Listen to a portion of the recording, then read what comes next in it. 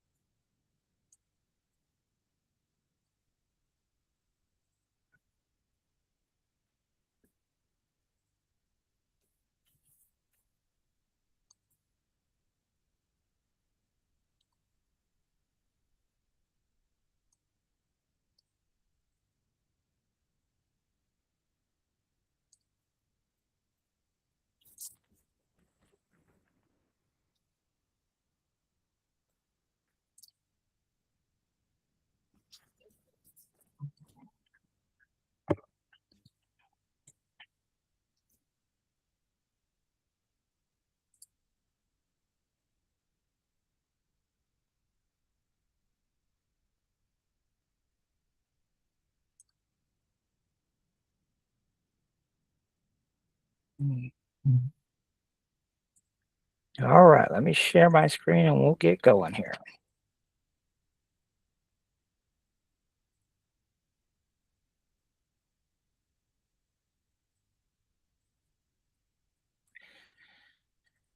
Okay. Well, thank you for submitting all of your projects for tonight's class. We've got several that we got in, so hopefully we'll get through everything I have planned for tonight. What is this?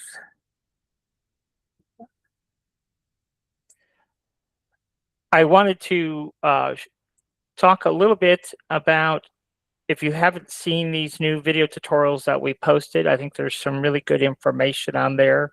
We posted quite a few this past week on all kinds of different things. So I just wanted to point those out to you, that if you hadn't seen those, all the way up to here, this was the first one, the Wolfman hype chain, and then we did a crawdads. Then we showed you this one, we showed you how to just take a random image off the internet and say, hey, chat, I need something that looks like this, but with a different name, and how it produced the name for us, and then how we turn that into a cheer stick nameplate. And then, of course, the scoreboard design that we posted to the Patreon, how to make those. And this was a something I saw on one of the printing groups I belong to, a straw topper. And then another simple little project. Somebody was wanting to know how to make a little keychain, and then some. This one in particular, this was a good one on the keychain, and then this one was a hype chain, but a more complicated hype chain. So not your run-of-the-mill stuff. So this particular one, I think, is kind of interesting how we went about that, creating that. So tonight, I thought where we would start is a project that Tiffany sent us. Tiffany sent a couple in, and this was one of the images that she sent me. And what she's looking to do is add that to a handheld mirror. Now, this is just a this is not necessarily what she envisioned for the project. This is how I envisioned the project. So, you know, when you first look at these images, you're like, oh Lord, how are you going to 3D print that, right? But really, her main objective is the LPN portion of the image. So I'm assuming that this was probably generated with some type of AI, whether that be on Canva or, you know, something along those lines. So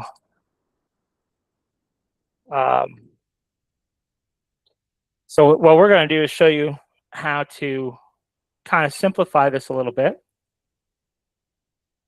and incorporate it into a handheld mirror. So we're going to go ahead and close this. We can go back here to the web here just real quick, because this one here, go to Amazon, this was the mirror in question. So now we're not necessarily going to make the model. This is more of a concept.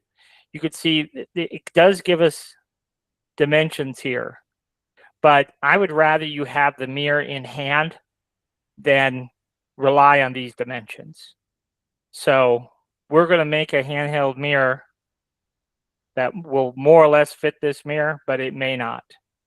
I would rather have the mirror in hand and actually make the model. But I just want to generically show you like how simple, if we really break it down and think about what the project is, how you can do it fairly easily.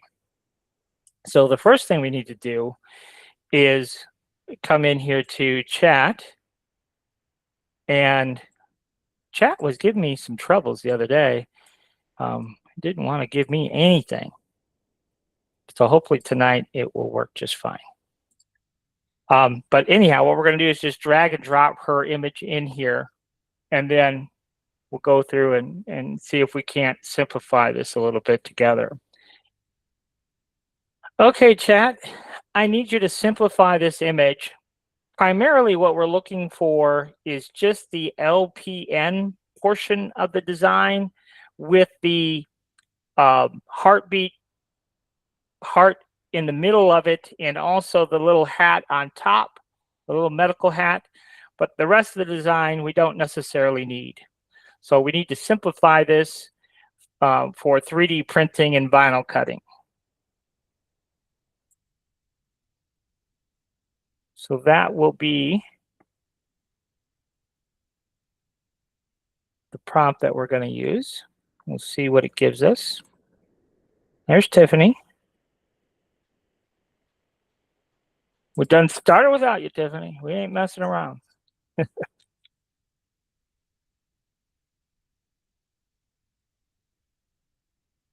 Ta-da! Yes.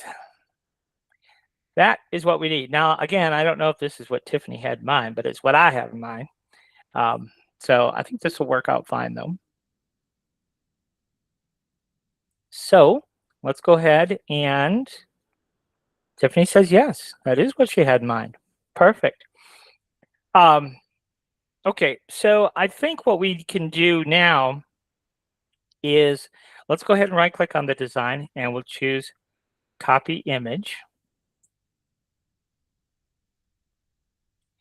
And because it's a color image, Inkscape does not do a very good job of converting color images to SVG files.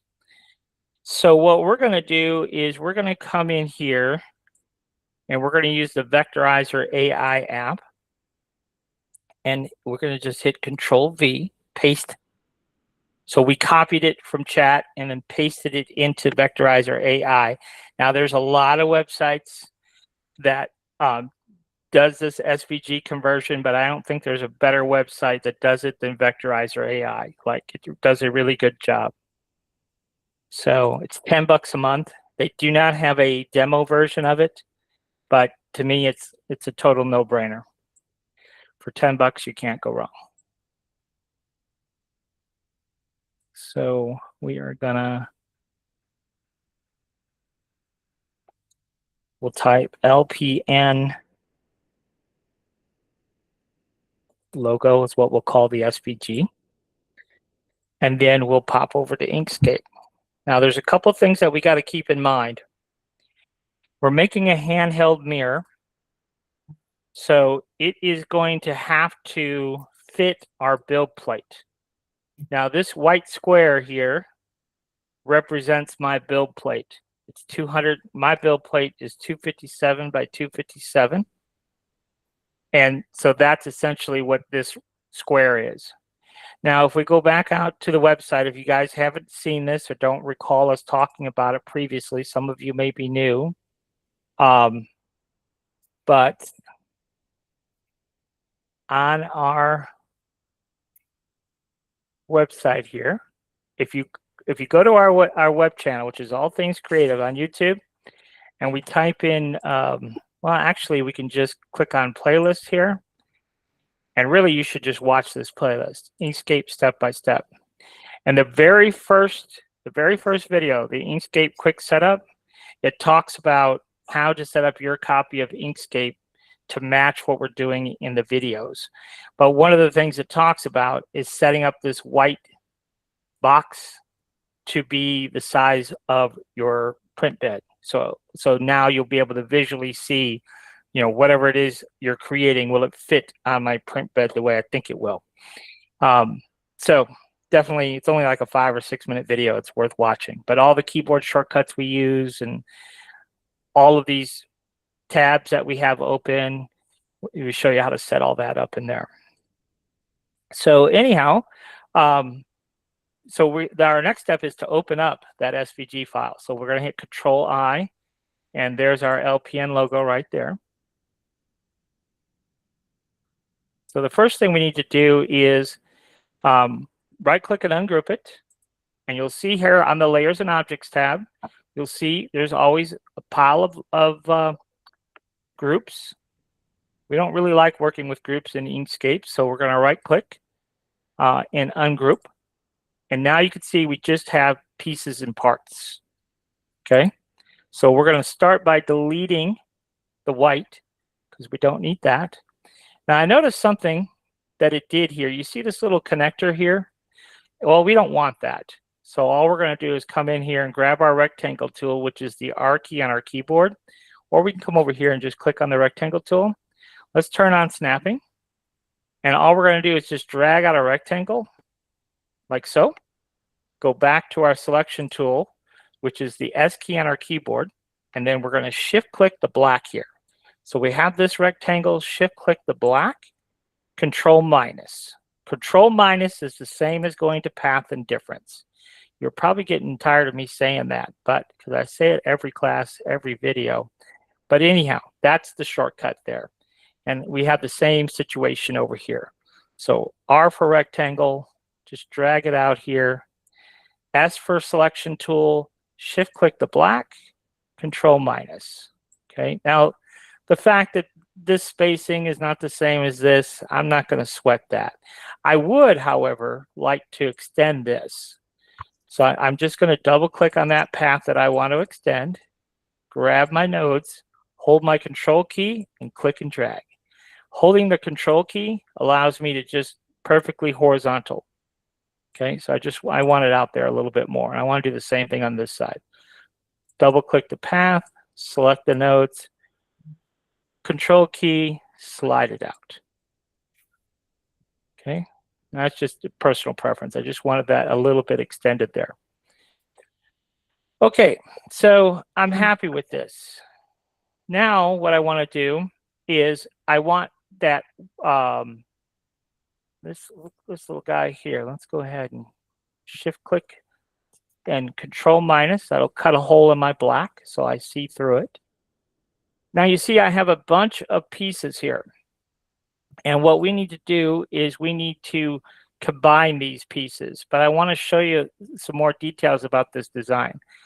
On the pink of the LPN, you can kind of see that the pink parts are not on top of anything.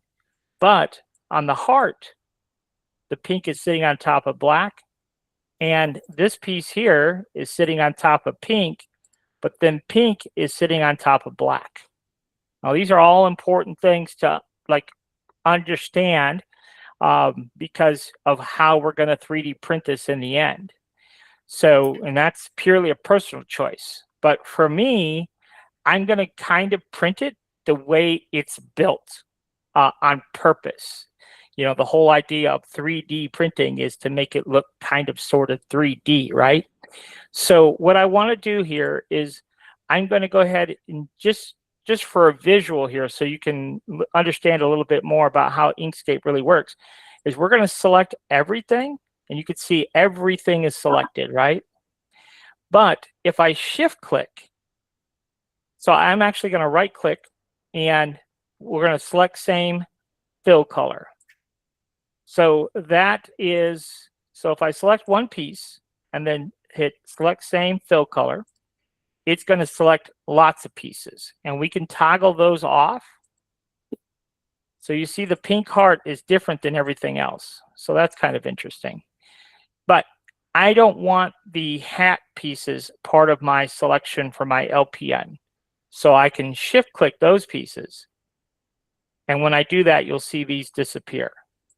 So you see, those have disappeared now. If I toggle those, I have just the LPN. And I'm going to combine those together, Control K. So if you remember these keyboard shortcuts, they'll really save you some time. So up here, we can go to Path and Combine. And then this little gray text next to it is a reminder of what the keyboard shortcut is. So now we have LPN. Let's go ahead and name LPN. Okay, and one thing to note about changing layer names, you double click to get into the layer name, but you must hit enter. You must hit enter to solidify the layer name change. Okay, and sometimes it's not a terrible idea to go ahead and turn it off. All right, and so now I am going to take the hat, shift click those two pieces, Control K, and we'll call this, just double click, pink hat. And then this, we're going to call it the heart. Just double click and call it heart. Okay, so now those, and let's just go ahead and turn those off. When we're done working with something, I do like to just turn that off. Okay, so now if I select, oh, we have that little piece of our hat. So let's just call this black hat detail, whatever you want to call it. And then let's turn that off. So now I want to just look at the hat. What's the hat connected to? You see the hat's connected to some pieces there. There's a little piece here, a little piece of white. So let's go ahead and select that and shift click the black, Control minus. That'll cut us a little hole in our black outline. But here's the other thing that we want to think about, though, is how we want to 3D print this again. So in this case, just to kind of simplify things, I'm going to take the heart here. You see the heart is connected to this lower part. Now let me see if there's a reason for that. I just think that's just the way it is. I don't think there's a good reason for it. So let's go ahead and do Path and break apart.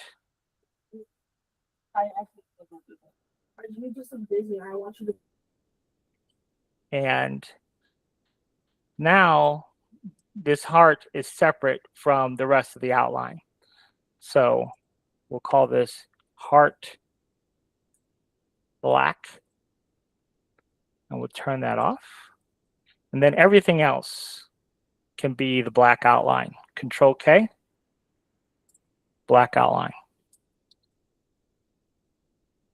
Now, keep in mind, we're making this SVG for the purpose of adding it to our mirror. Okay. So there you go. So now we'll go ahead and select all of our components. So we have the bottom one selected. If we shift click the top, everything in between will be selected. And then we hit any one of these eyeballs and turn everything back on. So now we're kind of sort of back to where we started, but we have everything named the way we need it named. And everything grouped the way we need it grouped to actually go about 3D printing this. But I do want to add a white border around everything. So to do that, we're going to select everything, group it together, so we can just right click and group, or we can hit Control G on the keyboard, either one. And then we're going to duplicate the group, so we can right click and duplicate, or we can just hit Control D as in dog, and you see that will duplicate the group also. We'll click that lower group and change its color. Then we'll come into Path Effects, and we'll go to Offset, and then we'll offset. I usually start at 4 or 6 just to see what it looks like. And you see we turned it green, so the offset is green. And then that gives me a visual of what that offset's going to look like. And then I could decide, well, do I want it bigger, smaller, whatever. Let's duplicate it to 8. And let's just say that's what we want. Okay. So then we'll go to Path and we'll choose object to path. And as soon as I do that, this information goes away. See that? So now that is an actual path there, which I'm happy with, but we have a group. You see here, there's still a group. So we need to right click the group and ungroup. And you see, we still have all of our original pieces. So we're going to go to path and union. And now we just have a single piece. But if you look here, right there, you see that opening right there? We don't want that opening right there. So what we'll do is we'll come to path and break apart. Notice the opening goes away. It actually becomes a separate piece. So now when we do path and union, there you go. So this becomes our back plate. Okay, and we can make it white now. And so that's kind of sort of what it would look like when we integrate it into our mirror. This will all make more sense when we actually do integrate it into our mirror. But let's go ahead and get rid of this group. So we're going to right click and ungroup. And now that first portion is done. Now let's focus on the mirror. So we know that the mirror is 4 by 6. So we're going to hit rectangle, and we just drag out a rectangle. Doesn't really matter how big it is. So it's 4 by 6 mirror. So for our height, we'll do the millimeter conversion, which will be 100. It's roughly 25 millimeters per inch. So 6 inches would be 150 width, not 100. And then the height would be 100. Okay, so that's roughly how big our mirror is. What I would like to do is I would like to round over the corners of our mirror. So we can go ahead and do that. So to do that, we are going to utilize a path effect. So we'll click on path effects, and we'll come here and here to corners. And then we could specify the unit value here, which is going to be millimeters. For some reason, that doesn't stay. Like when we change it to millimeters, every time we go into it, it's always pixels. Drives me crazy. But anyhow, we could specify how many millimeters. So in this case, we'll do 8 and click on fillet. You can see it just rounded over the edges. Now, remember I said at the beginning, that mirror that Tiffany uses, I would rather have it physically in my presence so I can measure the exact dimensions. So this hole that we're making probably will not exactly fit that mirror, but I do know that that mirror also has a radius edges, radius corners, but I don't know how much it's radiused. And so I'd rather measure the actual mirror and then make this so it fits that mirror exactly perfectly. But this will give you the idea of the process, and that's really what we're after anyhow. So there you go. So that's kind of step one. Now, if you look here, this is a rectangle. You see that little rectangle indicator, and these are paths, okay? So we just want to make our rectangle a path. So we'll just do that. So path, object to path, and it changes from a rectangle to an actual path. That's just general good practice. So this becomes our mirror. So let's just go ahead and double click our layer name, mirror. Now we need a frame around our mirror. I got to grab my ruler here. How big a frame do we want? I think, trying to think here, just looking at my ruler, I'm going to say a 1/2 inch is going to get the job done. So in order to apply this offset that we need for our frame, for our mirror, we have to duplicate it. So we're going to go ahead and hit Control D. So now you can see we have a duplicate. And then we'll go back to Path Effects here, and we'll offset this duplicate. We already know the exact amount we want to offset, which is 12. Go ahead and hit apply.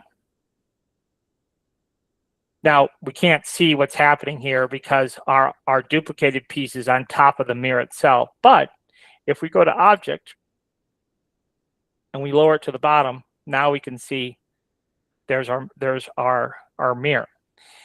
Now, this won't make sense right now, but I promise you it will make sense when we get into the bamboo portion of it, okay? What we have here is we have two pieces. We have this piece, and then we have the mirror, right? Well, what we're going to do is we're going to duplicate both of these. So we're going to take this piece and shift click in our green piece here, duplicate them both. So let's go back over here. So you see we have two pieces selected. So we're going to duplicate them both. And now our duplicates are sitting up top here. And now we're going to hit Control minus. And we know that Control minus is the same as going to path and difference, right? So what happened there? We can't really tell what really happened. Well, what happened is this. The white cut the duplicate green, and where the two overlapped, it made us a hole, okay? Now, again, we're not going to understand this right now, but we need that. That's going to become part of our model. So really, the only thing that's left to do here is to make our handle. So let's just kind of move this over here so we can get kind of a visual here. So remember earlier I was talking about we want our handle to be as big as it can be and still fit on our build plate. So we're just going to grab a rectangle, and we could just start anywhere. It doesn't matter where. And we could just figure out, well, how wide do we want this to be? Well, I don't really know Tiffany's intent, exactly how she might want to personalize this. Like I said, I have my idea of what I'm going to do with this, but I'm going to look at my ruler here, and I'm going to suggest that the handle be, I'm just going to put it at 1.5 inches, okay? Obviously, you can make it as big as you want, but so we'll come up here to the width here, and 1.5 inches is roughly 37 millimeters, okay? It's not exactly, but it's roughly. And then I might slide this down a little bit. Now we have snapping turned on, so it's going to want to snap to the edge of our document and so forth. But more importantly, as I move this rectangle to the right, you will see all these things. See that pop up there? That is telling us that that's perfectly centered on the mirror. Okay. Now, earlier, before class started, I was talking to Zach, and he had kind of had a question about overlaps. I forget specifically what we were talking about, but generically speaking, this is one part of the modeling process I don't think a lot of people understand is overlaps. Overlaps are okay. And I'm going to use this kind of as an extreme example, but you could see how our handle is overlapping our mirror, right? Well, it doesn't matter. It can. It's not going to hurt nothing. So we're just going to leave it there. I do want to go ahead and round over these corners. So let's go ahead and do that. So we're going to go back to our path effects, and we're going to do corners again and see what I was talking about. Why don't they fix that? So we'll go back to 8, and we'll choose fillet again. And what it's going to do is going to round over those corners on all 4 corners, okay? And that's what we want. And then we're just going to take this piece, and we're going to go to Object, and we're going to choose Lower to Bottom, okay? So this is ultimately what we're going to get for real right here. So you see this will fit on our mirror. So far, so good. Now what's left? Well, now we have to think about the, you know, let me think about this for a second. We're actually going to have to modify this now that I think about it for our next step here. So let's go ahead and do path and object to path. And what that does is it'll set these corners in place. So let's go ahead and do that. And then we're going to double click on this again. And these nodes, we're going to control click and just slide them down. So instead of overlapping the mirror part, we're just going to have this overlapping the frame. So that'll work just fine, okay? But I want to introduce the LPN portion of the design. Now, what my thought is, the big picture idea is to have this whole design on the back side of the mirror, possibly, and the front side of the mirror, both. But for right now, we're just going to focus on the front side of the mirror because I'm not sure what Tiffany was thinking about. But we're just going to go here.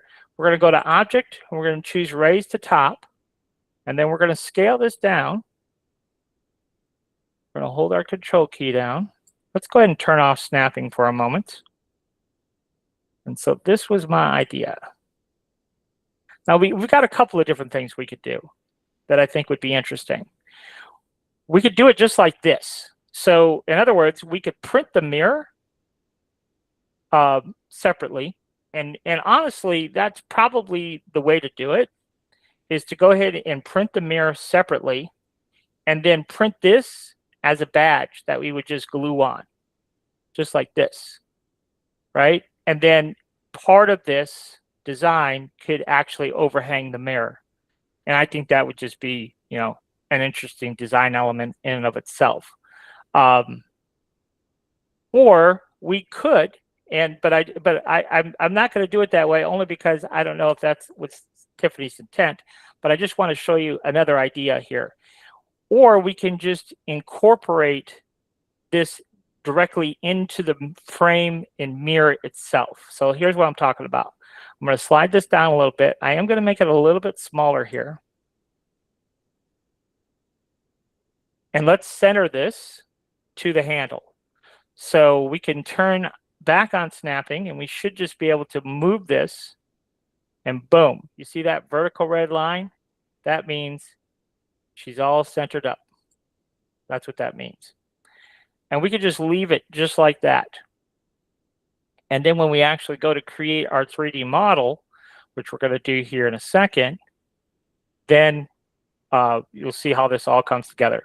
One last thing I do want to do is I want to add a hole here. So let's go ahead and our ellipse tool, and let's just drag out a little hole here. I don't know how big, maybe 8 millimeters. That's about what this is. So let's go ahead and lock that and make this 8. That's plenty big. Probably don't even need to be that big, but. And same thing, if we drag it in place, you see, boom, that red line that appears, now we know that we're centered left to right there. And then we're going to cut a hole. So shift click the green, Control minus. Okay, so there's our mirror. So let's go ahead and save this. And we'll just call this. Now, I got to ask Tiffany, was that even remotely what you were thinking of as far as for the design of the mirror? Can it be created with it on the mirror? And also, let me see here. She's saying, can it be created on the mirror and also a blank mirror if someone needed, they can add what they want to it? Yes. So yes. So that, Tiffany, that kind of melds into your other question about the pay stand. So I'll show you that, basically what you're asking about. So, all right. So now we've got our artwork done. Now we got to pop over to Bamboo. Just debating if I want to show you something here. What do I want to do here? Let me just show you something real quick, because some of you got in a little bit later and we were talking about this earlier. So this next step that we're about to do is our Achilles heel. When we're creating artwork here in Inkscape and then we're going to Bamboo, the amount of work that we have to do to turn this into a 3D model in Bamboo, it's not hard per se, it's just time consuming. And it's time consuming because we have lots of bits a little bit more. So this is our handle. And then what do we got here? This is, so let's see, this piece here will be our mirror ring. We'll call this ring border. And then this piece here is the mirror itself, which we don't actually need. And then let's give this a different color just because we can. So this is our mirror backplate. So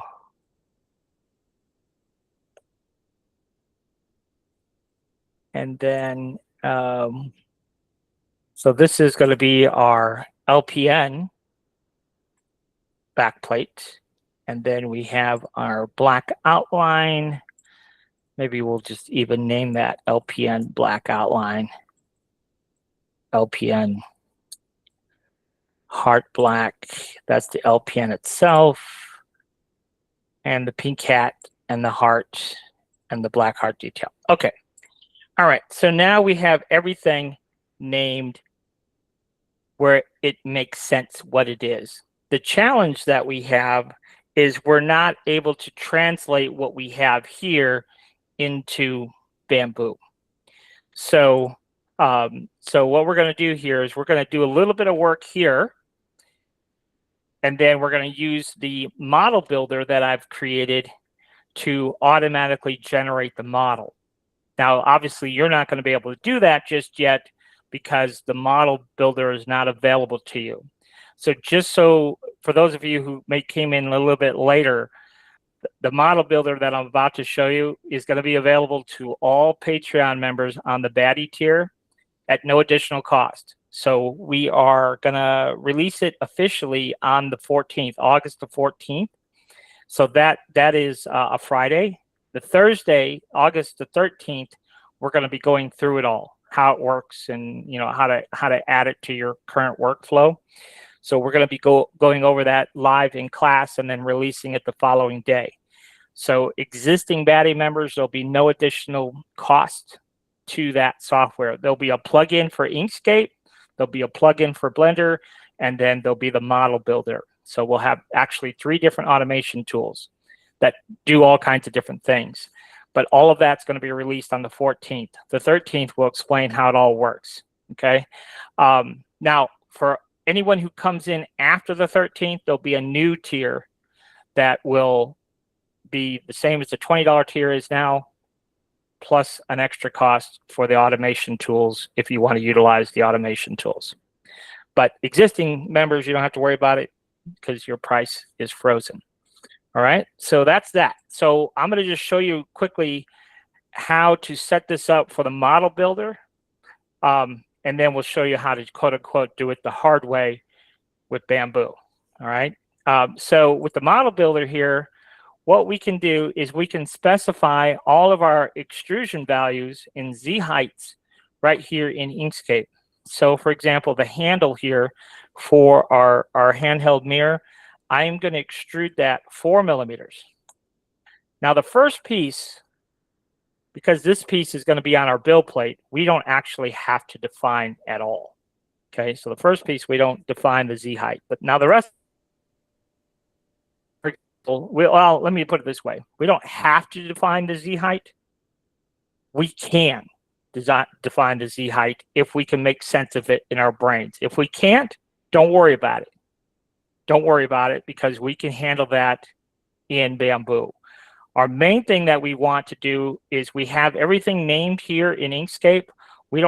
And everything colored here in Inkscape, et cetera, et cetera. We don't have to redo all that work back in Bamboo. So right here for the mirror backplate, that is going to be extruded 4 as well.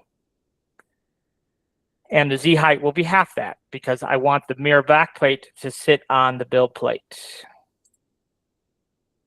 Okay, and then the mirror itself we're not using, so we're going to skip that.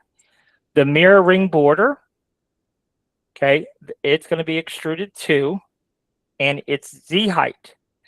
Now, if you guys have been in class before, we've talked about Z height a lot and trying to understand Z height, and I realize most of you probably don't have a clue about Z height yet. So we can either just skip this part and handle it in Bamboo, and we could just specify the amount of extrusion, because we probably have a pretty good idea of what each part is going to be extruded to.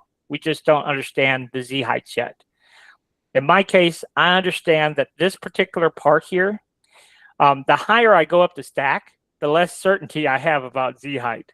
But I do know that this particular piece is the ring, and that is going to sit right on top of 4. Half of 2 is 1. It's going to sit right on top of 4.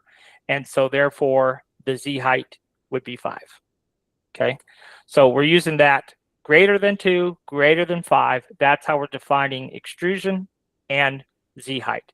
And so we do have to hit enter. Remember that. We have to hit enter. And then we just kind of move on from there. So this back plate for our LPN is going to be extruded 4, and it's going to sit at 2 because that is going to be sitting on the build plate. Okay, and then we have the black outline. We are going to extrude that too. Now, that black outline is sitting right on top of the white build plate. Okay, so we have to go back to the numbers. Half of 2 is 1, plus the build plate, the back plate there is 4. So in theory, that should sit at 5. But I want this black to sit inside my white 1 millimeter.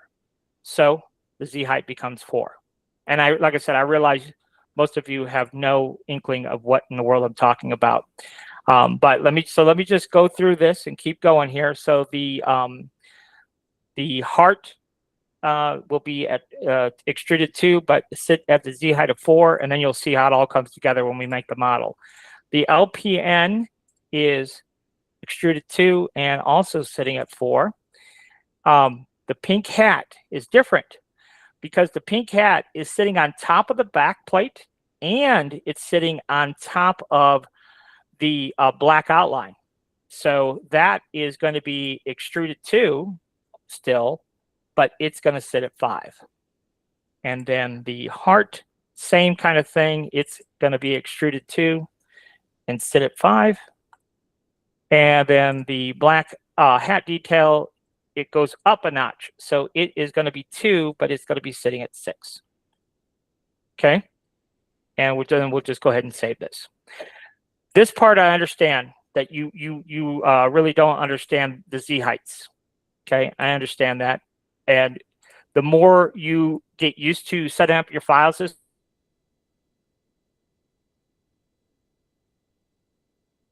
because that is easily done in Bamboo.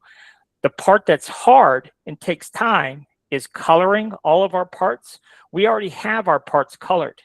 So why do we want to do it all over again when we get to Bamboo? So that's step 1. And the nice thing about this is normally what we would have to do when we go into Bamboo is we'd have to set up all of our filament colors, right? All the filament colors for whatever we're using here in our design. But because the model builder does that for you automatically, we don't have to set up our filament colors. It does it automatically. So if you have a design that has 8 colors, it'll set up all 8 filament colors for you. But all of our names and all of our extrusion values, all of that is already created for us. So if we just don't put any Z value there, then it won't worry about the Z heights. We'll handle that in Bamboo. But now this is basically ready for the model builder.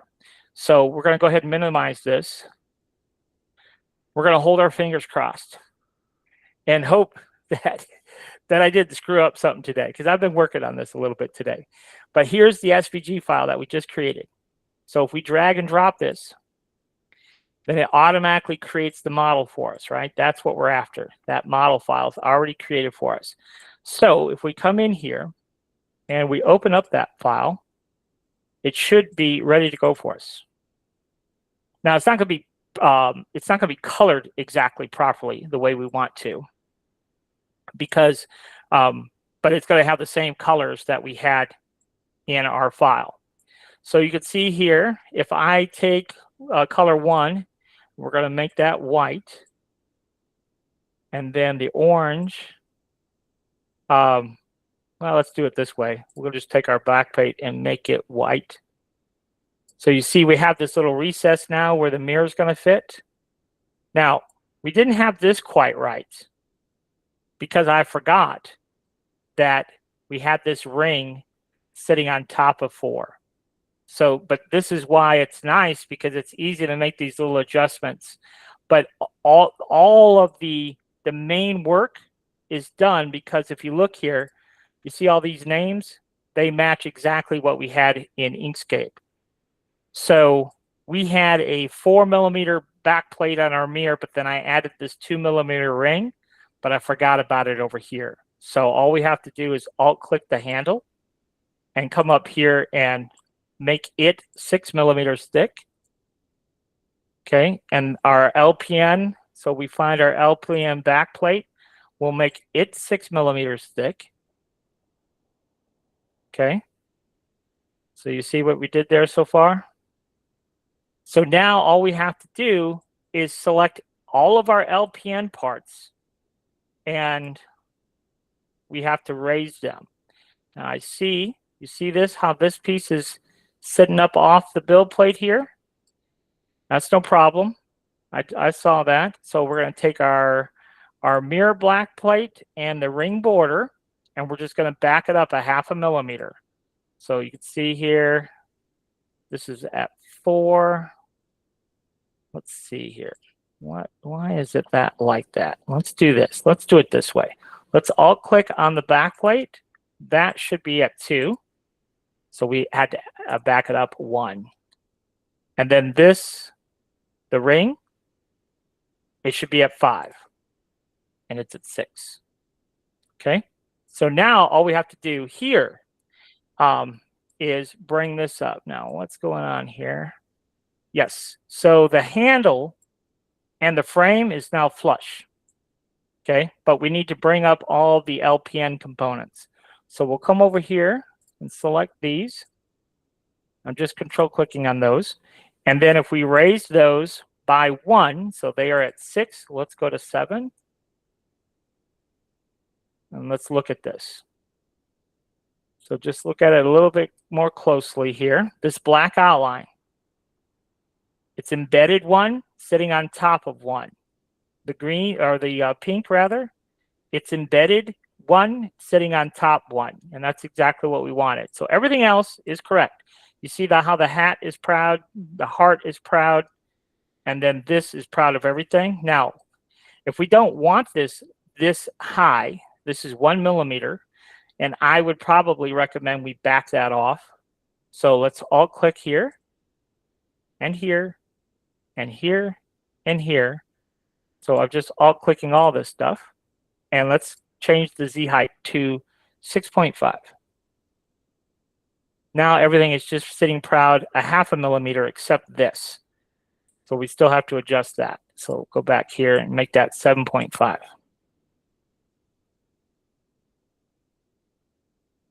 And I just feel like that looks better. Okay, so now if we slice this,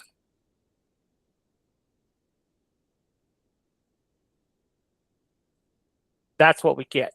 So all of this will be integrated into our mirror frame. We'll have that little recess where we drop in the actual mirror panel itself, and we're good to go. So back to Tiffany's point, I'll go back to the Prepare tab here. She was asking, well, what if I wanted the same 4x6 mirror, but I don't want LPN? I want something else. Well, you're free to make whatever you want. So for example, we just copy and paste this over. Okay. Then all we have to do with this one is just delete all of our LPN components, because everything's a separate piece. Then we're just left with the blank mirror itself.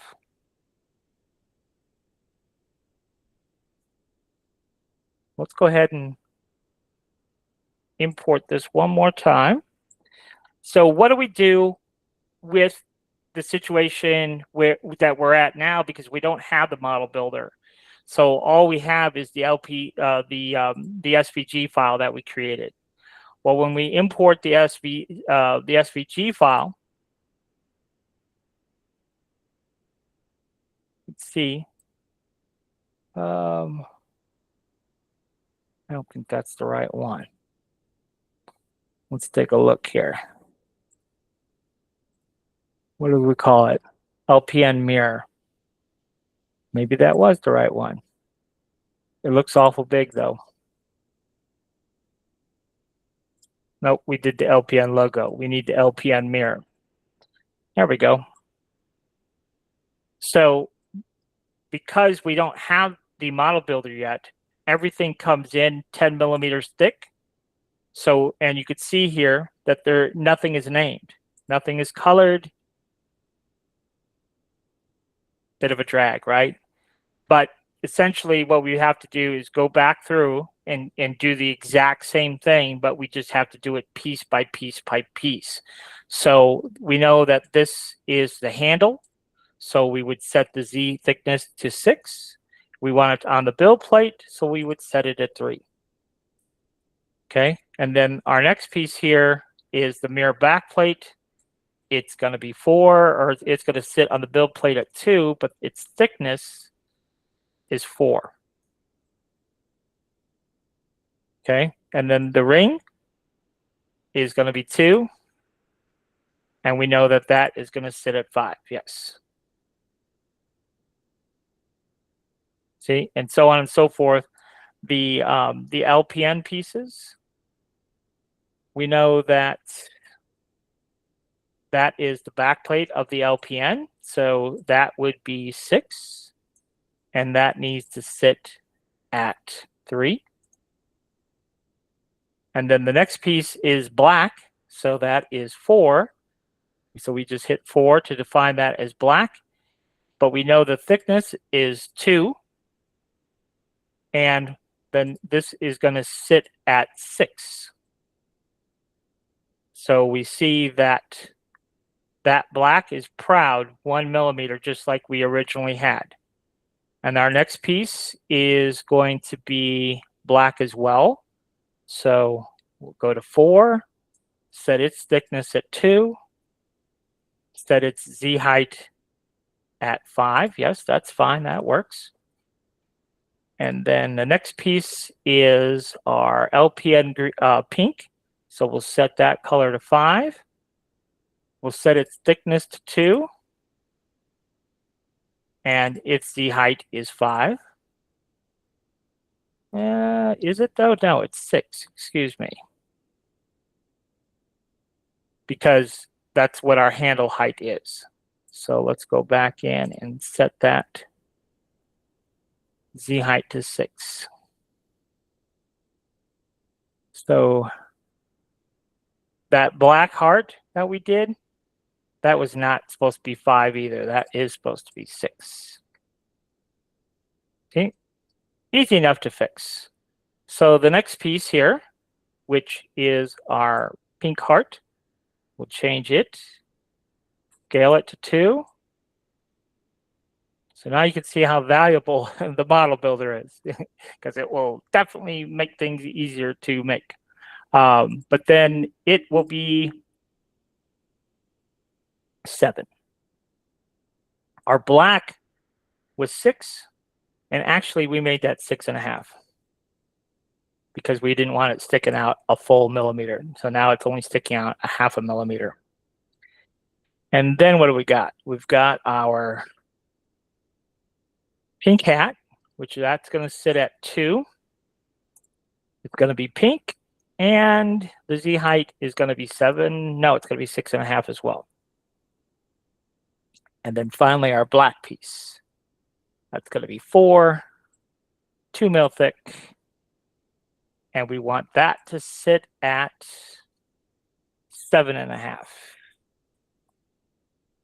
So it'll be a 0.5 millimeter proud of that pink. So we've got the same exact thing. It's just without the model builder, it takes a little bit longer to get there. So let's go ahead and hit File and Save. So Tiffany, that answer your questions on the mirror part. So the one thing that we haven't talked about up to this point, and we probably should as long as we've gone this far, is if we want this logo or any logo on the back of the mirror, how do we handle that situation? So let's go ahead and just copy and paste. And then let's go ahead and get rid of the pieces we don't want. So we're going to Alt-click on the ring and just hit your delete key. And then we'll Alt-click on our backplate, hit the delete key, and we're going to Alt-click on our handle and hit the delete key. Okay. So now we just have the logo itself. Now, this is a little bit different situation because we want everything to be 1 millimeter thick for our next example, except we don't need that. We don't need our backplate. So we just need these components right here. So this is the assembly. So I would just come into my scale tool and just set everything at 1.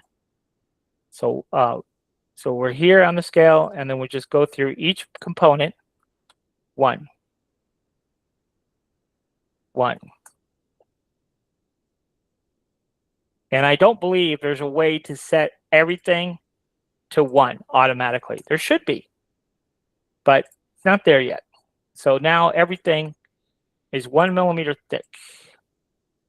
Now everything is not at the same Z height. So let's go ahead and do that. So that should all be a 0.5 millimeter. Some of them will be, but not all of them. That one's not. 0.5.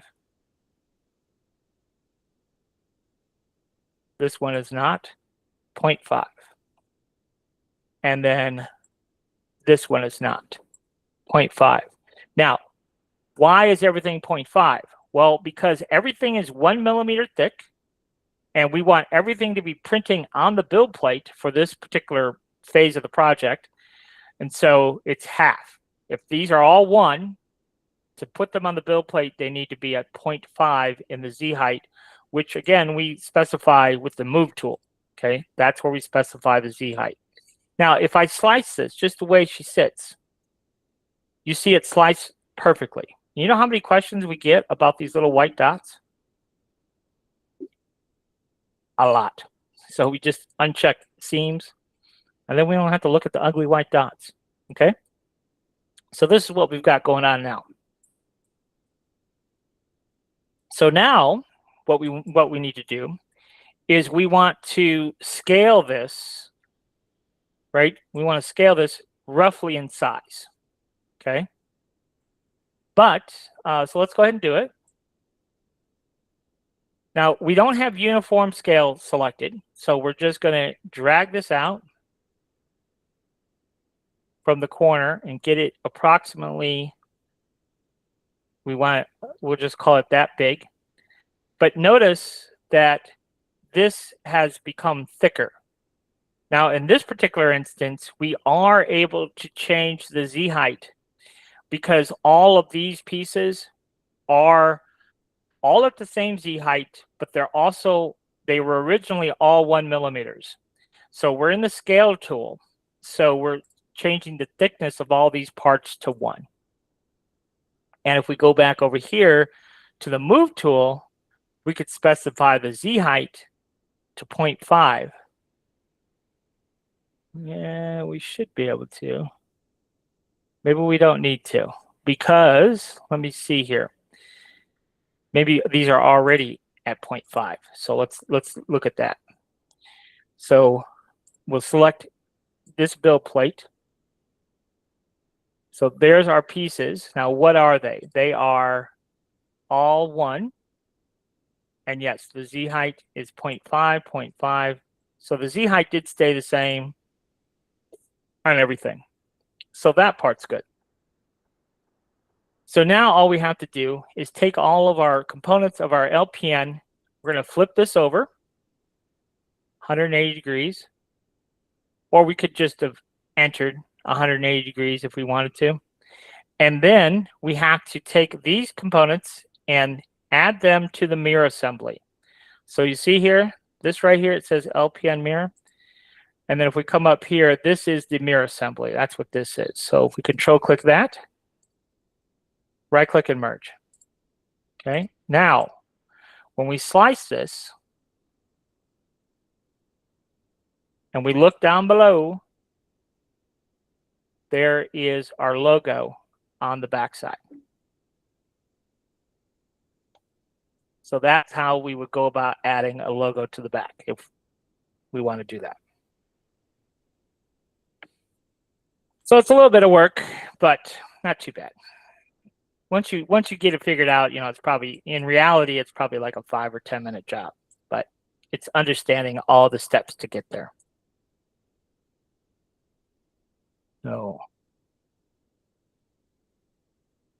So kind of similar to that. So we're going to open up a little bit different project here. Tiffany was asking about the pay stand. Okay, so this is the pay stand. So the question was, well, can we swap out? So for example, let's say we don't want Instagram here. We want the Facebook logo. Can we swap that out? And the answer, of course, is yes. So we could just alt click. Now these, let's see, let's take a look at what we got. So this is okay. Yeah, this is about how a file is made. These pieces were all made as one piece. So let's go ahead and I'll show you what to do in this particular situation. So these I made as one piece. So let's go into the move tool and figure out, number one, where these exist in the Z. They exist at 5. And how thick are they? They're at 2. Okay. So we need to separate these pieces is what we need, because we want to get rid of the Instagram and replace that with the Facebook logo. So to do that, we would have to alt click these pieces and then right click and split. See, it doesn't give us the option to split. Which, oh, I know why.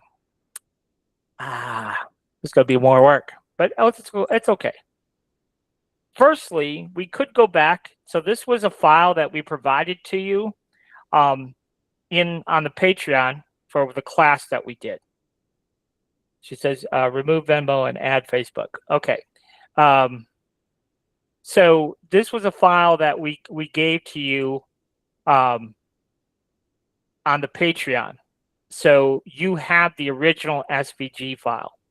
So probably the best bet for this particular thing would be to go back to the SVG file and make the edit there and just rebuild the 3D model. It's kind of a bit of a toss-up. But what do you do when you download something off of MakerWorld, right? And you have this situation come up. That's what we want to show you. So you kind of like the model, but there's a piece of it you don't like, right? So what we're going to do is we're going to just copy and paste. We can't split these apart without splitting everything. So this is part of a group, or this is part of an assembly, okay? So this component right here, if we alt click on it, it says Paystand 02, right? It's nondescript. So that's the one we want to keep. Everything else we're going to delete. So we're going to go ahead and delete this and this, delete, and then just control click all these other pieces. Delete. So now we've got just this. Now we can't split this apart because now it's no longer part of an assembly. So if we right click here, you'll see split. And you see here we've got two options. We can split it to parts or we could split it to objects. Well, in our case, for this example, we can just split to objects. And all that does is it separates everything. See there? So now this is totally separate from the rest. We're not going to delete that just yet. But first thing we want to see is how big it is. So Alt click, go to the scale tool. It is, we'll call it 38 1/4. So our Facebook logo needs to be 38 1/4. So let's come out here to Facebook. Let's just call it simple Facebook logo. Let's see what it gives us here. There we go. That's pretty simple, right? Let's do this one. I like this one. So we're going to right click and copy image. And then we'll come into Inkscape here. We'll start a new document. And we are going to right click and paste. We're going to right click and trace our bitmap. And we're going to hit apply. And then we're going to set this to 38. Okay. And then we're going to hit file and save. I tell you what, let's not do that. Yeah, let's do that. I'm debating here. Yes, let's go ahead and do that. So we'll just call it Facebook. All right, and so that's taken care of, and now we can go back into our paste stand here. Control I, and we'll import Facebook. So there's our little Facebook guy. Now, I'm pretty sure these were only 2. Let's alt click and double check that. Go to our scale tool, sure enough, 2. So this needs to be white, and it needs to be 2. Okay. So there is that. Okay. Now, if we wanted to, I guess we could have made that round to match the other ones, but you kind of get the idea. Now, in order to position this, there's a couple of ways we could do this. We can, so Bamboo has some tools. So we can control click, we can click on one, control click on the other, right click, and align and distribute. And we could choose this right here. The only drawback is it's kind of weird how it does the align and distribute. It doesn't start from one fixed point or the other, no matter how we make our selection. The alignment is a bit just haphazard. So what I like to do is I'll click my circle and I get my exact XY value here. So you see this right here? If I click in this field, now this is just a weird little Bamboo thing. Like, I don't know if they made it to do this on purpose or what, but it's kind of weird. But you click here in the X field, and then when I click here, you see how it automatically jumped? I didn't have to enter that value. So if I go back to my circle and do the same thing with my Y field, and then click back on Facebook, now it didn't jump, but it did put in that value. So when I hit enter, that's it. I don't have to remember the actual value, okay?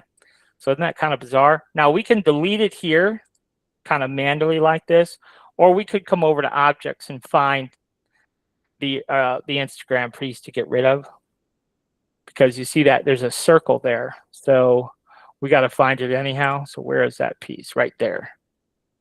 Okay, so now we have our Facebook logo, the Cash App logo, Venmo logo. So that part's good. So now we basically just got to put it in place over here. So there's a couple of different ways we could do this. Let's go ahead and just shift click all of those, right click and merge. So we could alt click here and we could get the values. So you see it's 158.88. So if we come over here and just do the same thing, 158.88. Now we are left to right, we're good. Now this is not merged to this. So what I would do, next step, is I select this, and then we control click this, right click and merge. Then I would use my assembly tool. Really, in this case, we don't even do that because I already know how thick this plate is. It's 4. So this Z height on this assembly here should be 5. Because that's what this, if we click on these values here, you'll see that's what they are. They are at 5 also. So anyhow, what we need is this value, the 114.87.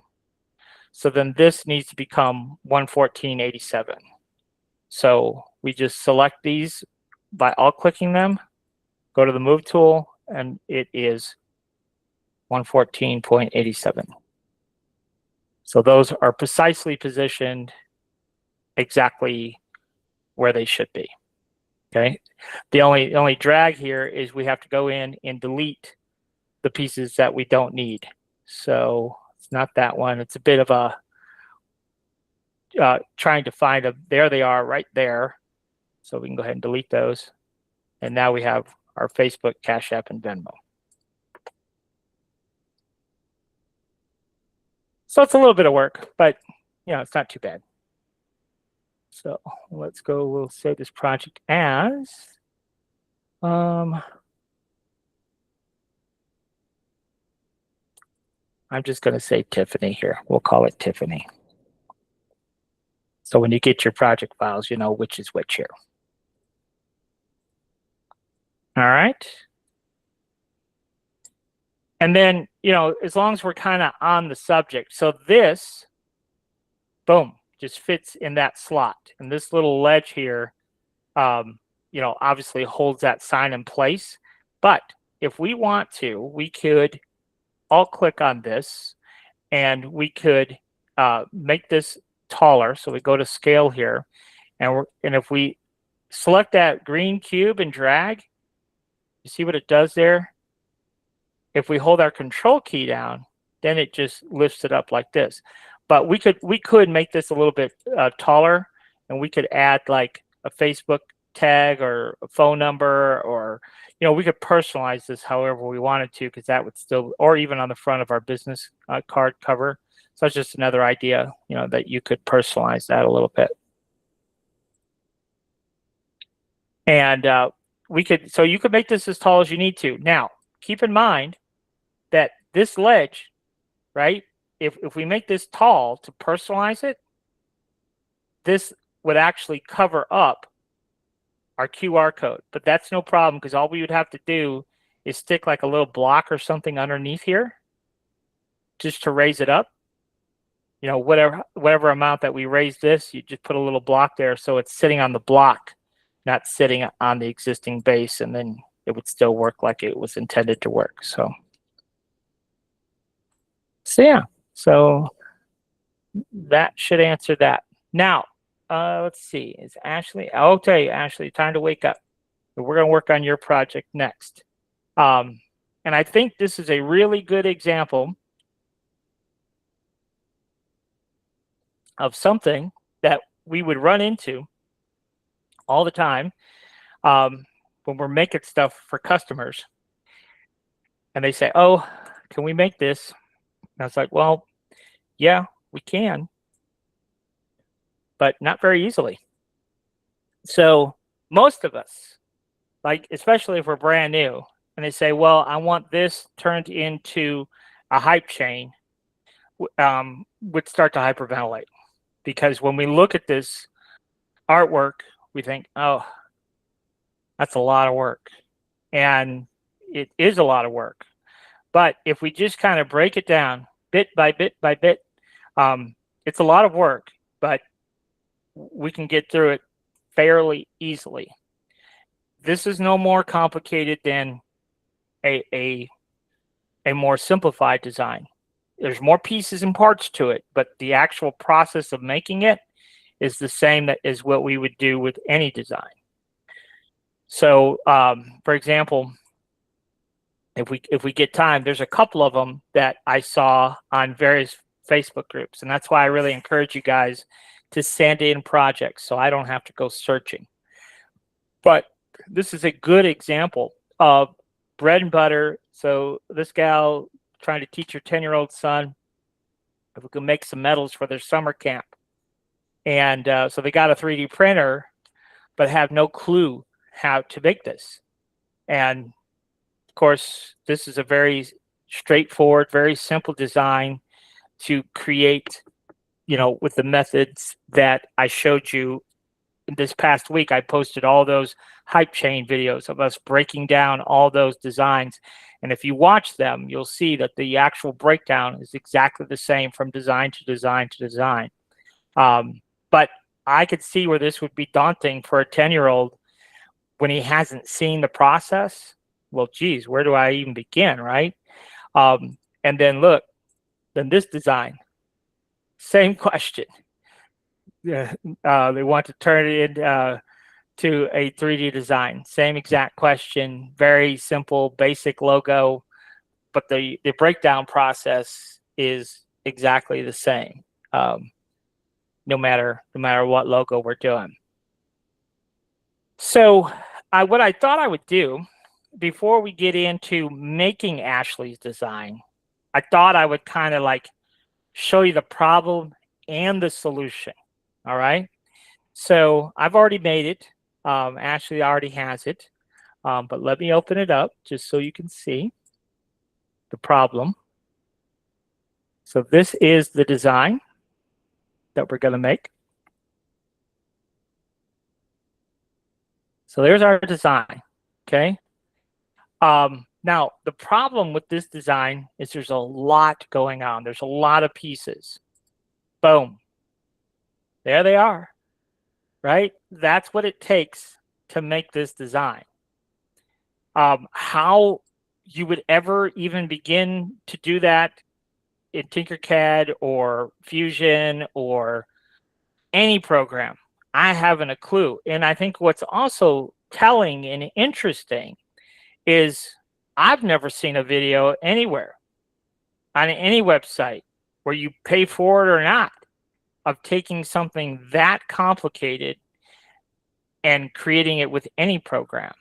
So I would not know where to begin on any of it. So, and I don't know if maybe something like that is just too complicated. Like, I don't know, because I've never seen it demonstrated anywhere. Obviously, people are doing it somehow, some way, because I've seen similar designs. But if we go back to our website here, let me open that up. Because this design, let me see here, let me back up here. Let's go to videos. This one right here. If we fast forward through this a little bit towards the end here, you're going to see a similar situation, right? Where there's lots of parts and pieces. This is a pretty complicated height chain design. So lots of parts and pieces. And again, like I said, I've never really seen a complicated hype chain design ever demonstrated. So we see that we have all of the bits and pieces here in Inkscape. So normally what we would have to do, so there it is, there's the completed project there. But we'll go ahead and save whatever changes we had there. But normally, once we have our SVG file created, right, we would come in here and we'd go to our desktop and we'd open up that design. There's our design. There's all of our pieces, none of which are named, none of which are colored correctly, none of which are extruded correctly. We just have a bunch of pieces that we have to painstakingly go through and set, just like we just did with the LPN design, no differently. We just go step by step, rename each component, recolor each component, set the extrusion thickness to each component, set the Z height to each component. Yeah. So we could do it. It's just a lot of work. So I don't want to have to do that. So anyhow, we could take our SVG and just drag and drop it into the model builder, and then this file here is generated for us. And then if we open that up in here, so we'll open up this project.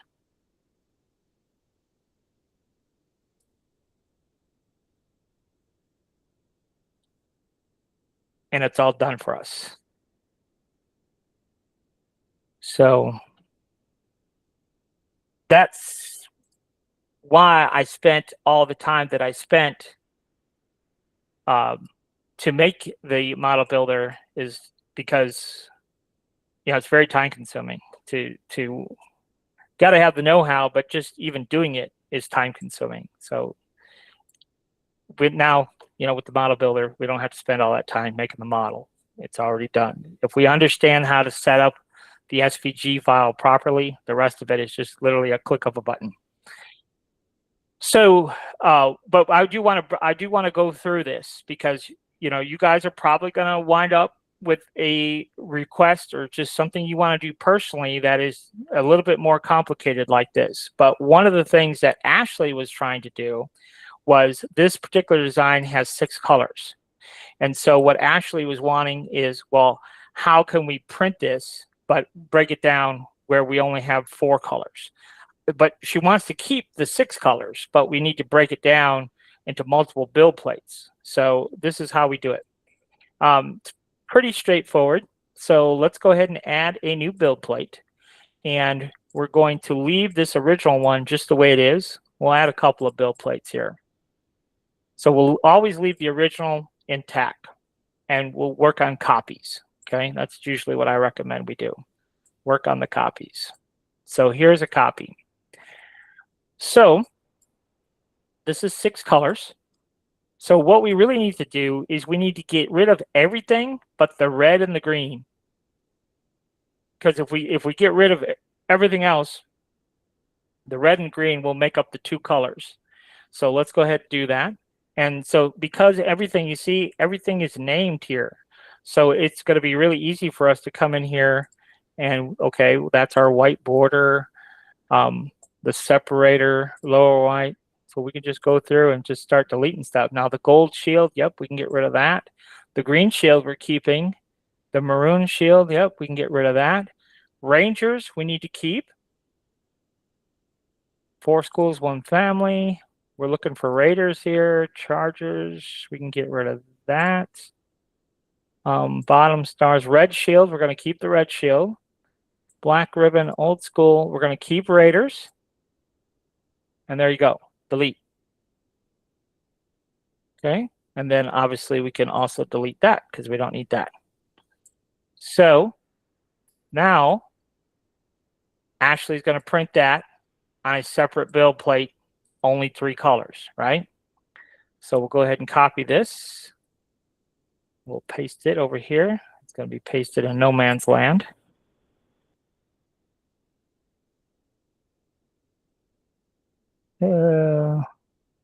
Sure, we'll pull up a LAMP file that we've already done and show you how to set that up.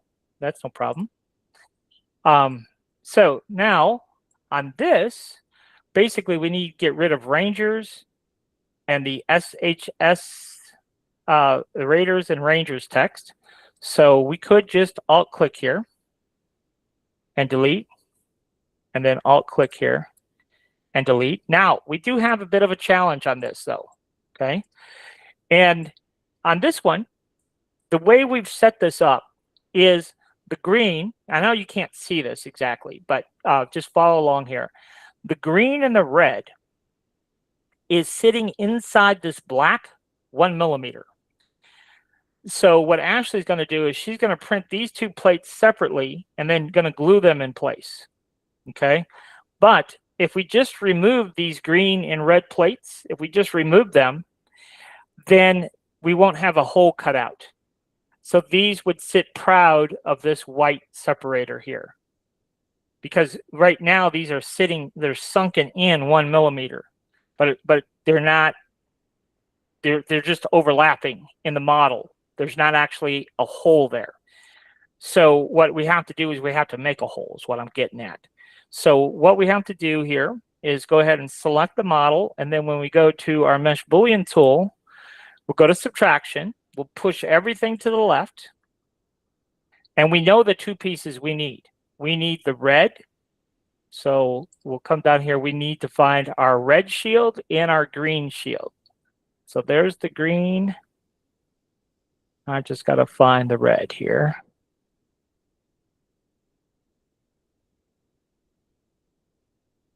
It's here. I'm just not seeing it. So let's see. Green, black. So let's just go ahead and move that over. So you see there's the green shield. Let me see here. There's the red shield. I had to go a little slower. Okay.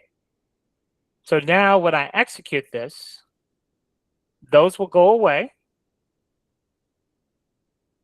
And so you see this little recess that we have now? So that will accept our new plates that we're going to drop in place there. Okay. So now those are recessed. Now, here's the thing that we really should do just to make sure that those will really fit inside those holes. You'll notice here that we only have 4 colors. So we're good to go there.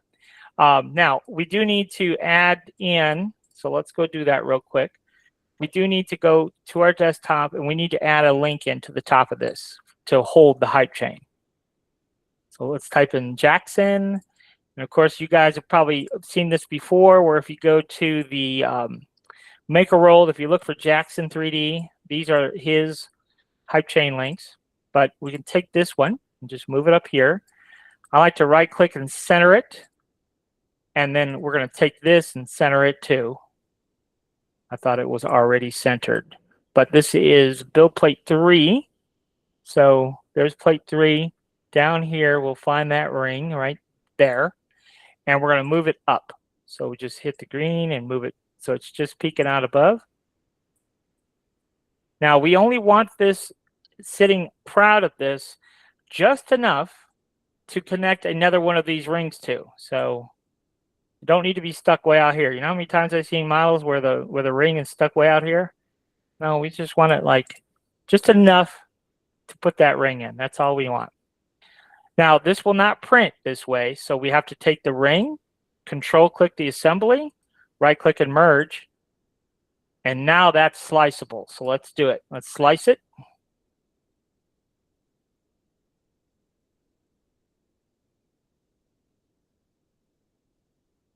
So there you go. So you see, that's the big thing we're looking for. The slice is okay. That means everything's ready to go. And you see how this ribbon, I decided to be slightly proud of everything else, just because I thought that looks cool. You know, adds extra dimension. Does add extra little bit of print time than having everything perfectly flush. That's true, but I think it's worth it. I think it looks better. So that's the idea. And you'll see that on everything on this one I did. I designed with a purpose. Everything has just a slight deviation from the next piece all the way around, just because I think that looks better. So back to this point, we've got a hole here for our plates, right? But these plates are the exact same dimension as my holes, and I don't really like that, generally speaking. So what we're going to do here is we're going to select our green plate here. So we're going to alt-click on the green plate. And we're going to alt-click on the red plate. The text is fine, just like it is. But we're going to select those 2 parts, and we're going to go to the Quality tab. Under the Objects tab, you see one says Global, one says Objects. We're going to have special settings. Global means it's going to apply to every single build plate. But when we're in the Objects tab, it's only going to be applied to the objects that we have selected. So we're going to add a special parameter to these 2 objects. So under the Quality tab, we'll slide down to, let's find it here.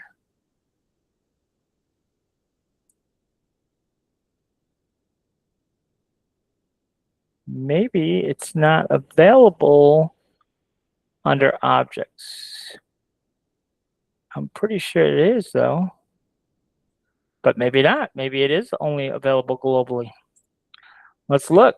So it is on the Quality tab. I'm pretty sure that's available under Objects, though. But maybe not. It's not showing it. Okay, well, call me a liar. I don't know if that's really accurate, though. But at any rate, when we print this, we need to set our XY compensation value. So right here, this XY contour compensation, we would just, and if we hover over it, it actually tells us what it does. So if we click on it, it will also bring up a website and explain what it does here as well, which is kind of nice. But essentially what we want to do, so see when you hover over it, is we want to enter a negative value here. So we're going to enter a negative 0.3. That's what I usually do. And then for sure it will fit. So when we print this plate, now we don't want this, we really don't want this as a global setting. We don't want to print everything with that value, just this one plate. But what it'll do is it'll make these 0.3 of a millimeter smaller to fit in those holes. So that's what our objective is there. And that's just some insurance. Those will definitely fit in there with that 0.3 millimeter, slightly smaller.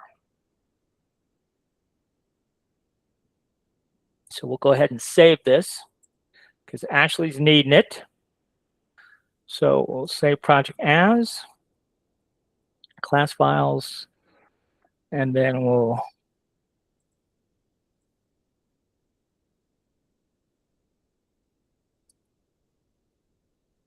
save that.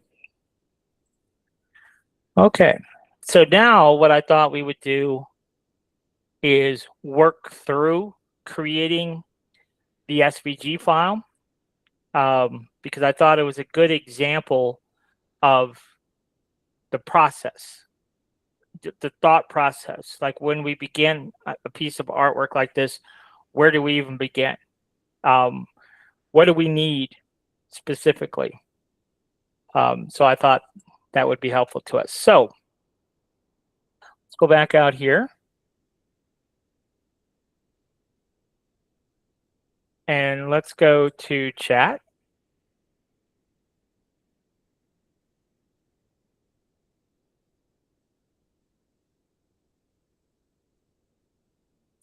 Hold on just a second.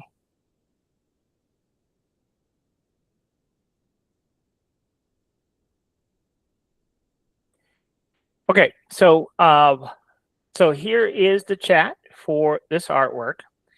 And so we'll click on it. So when you go to the Patreon, you click on chats, you can pull up this exact chat here. And it shows this was the image that was provided to me. And so when I look at this, I see there's lots of fine details that are not going to 3D print very well. So we need to get rid of those. Drop shadows, we need to get rid of those. That's just going to complicate things later. But you see all this fine beveling around the text. We have this real fine white outline, right? So we need to get rid of all of that. And then also this outline around the ribbon, it is black. And so is other elements of the design, it's also black. So when we go to convert this into an SVG file, everything that's black is going to be kind of melded into one. Now, if you guys remember from last week's class, when we were working on Jules' project for her badge reel, we specifically made the outline green. And Jules says, no, the outline, the border for the badge rail should be blue like the rest of the design. Well, we made it green so that when we did our SVG conversion, we had a separate piece for that. You know, in the end, yes, the 3D model was all one color, but we have to do something similar to this situation. So the thin black outline around the old school classic, the thin black outline, I need that to be a bright red. And I need you to remove all drop shadow effects from this image and get it ready for 3D printing and vinyl cutting. So this is the artwork that we got.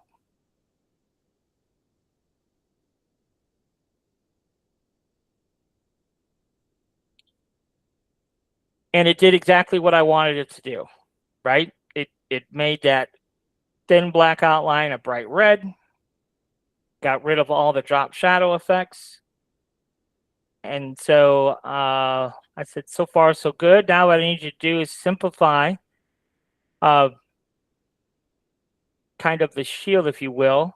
There's a real thin black outline around the 4 shield colors and we just need to eliminate that real thin black outline. And also there seems to be a real thin black outline around the Chargers, Wolverines, Rangers, Raiders text and the initials below it. We just need it to all be just flat colors for 3D printing, but don't change anything else. Everything else is perfect. And so that's, I think, where we ended up. That was our final piece of the artwork. So you could be real specific and utilize those prompts. When you go into this prompt here, I just noticed there was a white border here, but there's not on the final one, but that's okay. But you could be real specific. You could just come into this prompt here and just copy it and paste it, you know, for your own application. So that's why we're putting these prompts in there to show you, you know, you can ask it to do. Now, if I wanted to, so if you look here, there's a white border around all of the shield. And I did notice that on this one, that white border is gone. So if you want that back, you just have to tell chat, you got to have it back. So let's just try it and just see what we can get here. Okay, chat, this looks good, except there was a small white border around each of the shield colors, the maroon, the gold, the green, and the dark red. There was a thin white border that has now been removed. So the white border that is separating each one of the shield colors, I need a thin white outline, the same thickness, all around those shield colors. But I obviously don't want that white border where the old school classic ribbon is.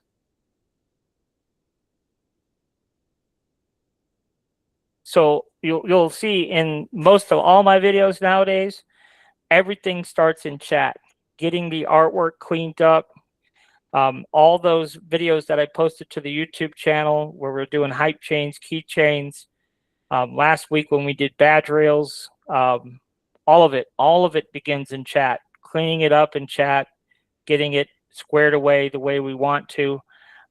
Because if we can do it here in chat, then it's just so much easier to accomplish, and takes less Inkscape know-how too, if we can get it all nailed down in chat. If we look at the, while we're waiting for this to come up here, if we go back to, let's see here, oh, we're already there. But if we go back to this one, where is it at? My straw topper. I thought, and I think I put that chat also in the chats, but if we fast forward a little bit, the outline, we asked chat to do the outline too, so that when we went into Inkscape to actually doctor it up for our model, the outline was already done. We didn't have to know how to do that in Inkscape. So there you go. So now you can see it did a reasonably good job. Is this outline exactly the same thickness as our separator? One could argue that it's not exactly perfect, but it's close enough. You know, it basically did what we asked it to do. So I'm satisfied with that. Now, it looks like it cropped the image right at the bottom a little bit. So we're going to have it fix that. Or I guess we won't worry about it right now. We'll just go back to this one. It'll be fine. This is the one Ashley actually got anyhow, was this final product here. So let's go ahead and right click and copy this.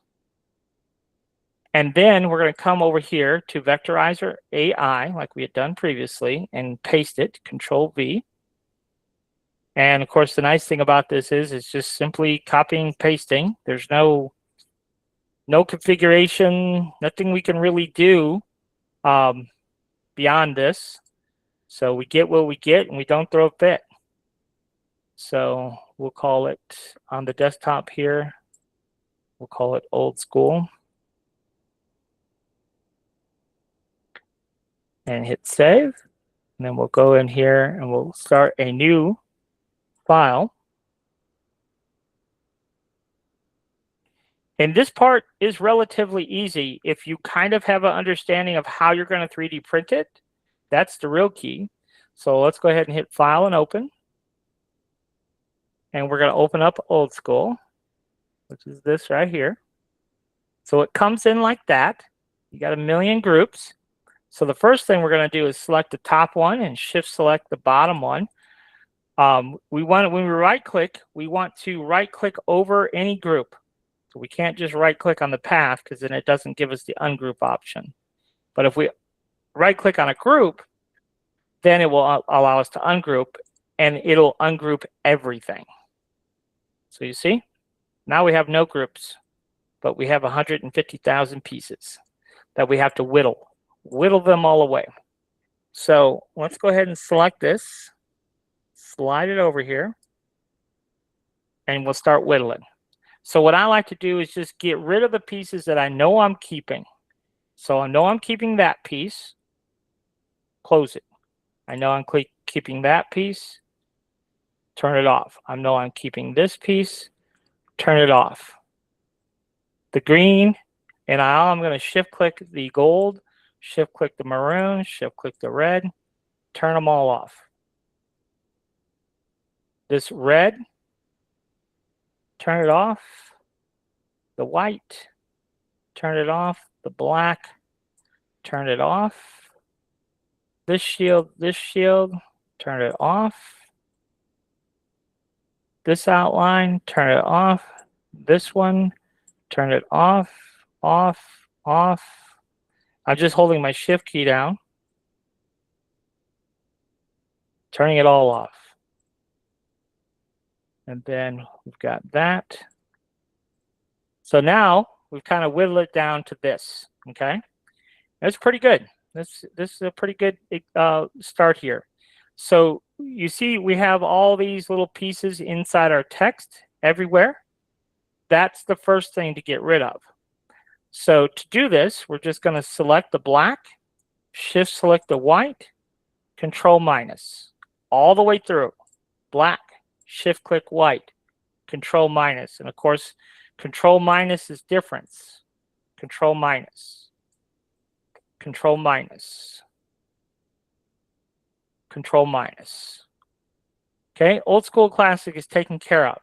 So we are in our selection tool. We can tell that because we have our little arrow. This is our selection tool. And also we can hit S on our keyboard. That takes us into our selection tool. If we hold down the Alt key and we swipe, everything that touches that red line gets picked up. Control K, and let's call it Old School Classic. Okay, and then we can turn it off. That's taken care of. So now let's do the same thing down here. Shift click white, control minus. That's why you really want to learn your keyboard shortcuts, because it is so much easier than doing it up here, path and difference, path and difference. Control minus. Cut, cut, cut. Just think of it that way. Cut, cut, cut. So Alt click, swipe, everything touching red, Control K, and then double click the layer name, and we'll call it 4 schools. That's good enough to know what we need. Now the Wolverines, same thing. Control minus, control minus. So then this, we can select Control K, and then we can go ahead and call that Wolverines. And then we could turn it off. And we'll move on to the Chargers. Shift click the gold, control minus, control minus. So this is what I did previously when I was making the hype chain for Ashley. I just went in there and just take it step at a time. Chargers. Now we're off to the Raiders here. Control minus. Control minus. Control minus. Now there's one piece there that's a little bit different. We'll remember that piece. We'll come back to that piece. So we want to be careful here. We're going to select everything, but we don't want that piece. So we're going to shift select that one. That will take it away from the selection. And then we can double click Raiders.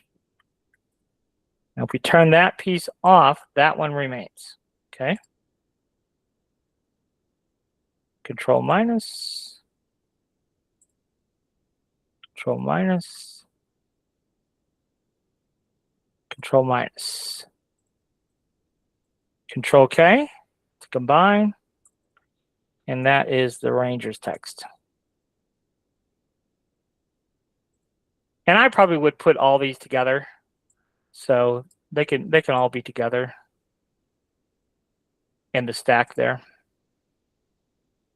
All right, so now we have to turn on all these other pieces because I don't know what they are, but I know we're going to keep them all. So let's just do that. Select the bottommost one and the topmost one, and then any one of the eyeballs to turn everything back on. Okay. Now we do need to deal with that one piece by the Raiders here. So we're going to take that piece and this piece. I'll tell you what, let's, yeah. I think the way it works is because that piece is the topmost piece, that's the part that colors. I think there's some correlation there, but anyhow, we're just going to hit Control plus. In this case, it went black, so we'll just make it that color again. So this will be our dark red shield. And we'll just turn it off. And then this will be our green shield. And we'll turn it off. And this is our maroon shield.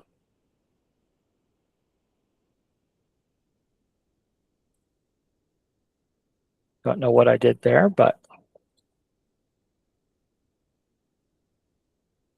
And we'll turn it off. And I'll tell you what, let's look at that maroon shield. I just wanted to show you the shields here for a second. They're solid, okay?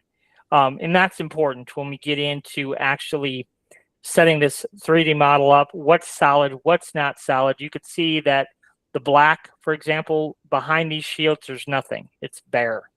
Okay, we can't have that. We need something behind those shields. And we're going to put something behind there. But right now, just know that there's nothing there at the moment. And then this particular piece also has a bottom piece. So those two can be together. So we're going to have to rename it anyhow.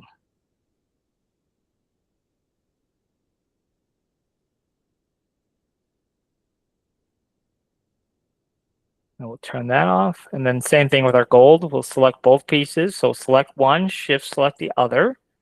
Control K, gold shield.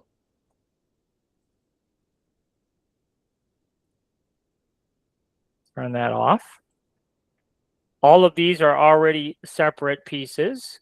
So this here is our divider. And then we also have this little piece down here. So we're going to shift click that and Control K that. And this will be our shield divider. Go ahead and turn that off. And let's see. We can go ahead and let's just go ahead and select all of those and get rid of that. 4 schools, we can get rid of that. Now the stars, let's go ahead and combine those two together. So select one, shift select the next, Control K. And that will be our stars. And we can turn that off. And let's take a look at the old school classic. So that we can turn off the text, but let's see how this is built.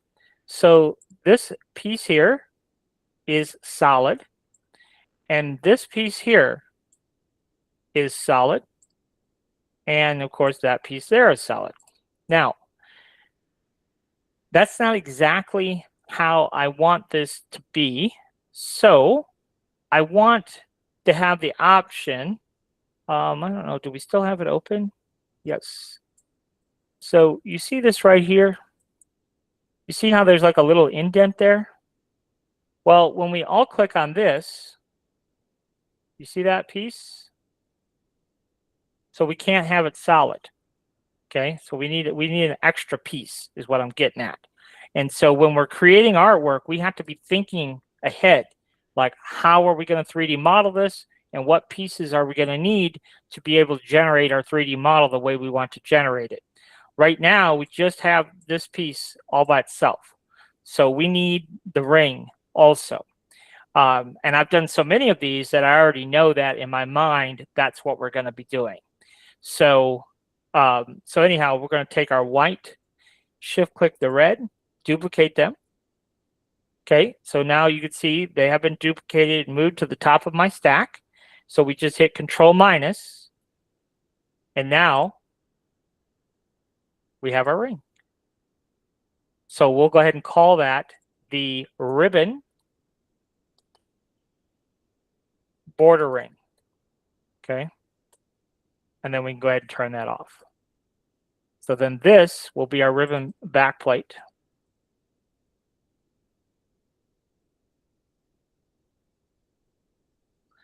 And then we could turn that off, and then this will be our ribbon white plate.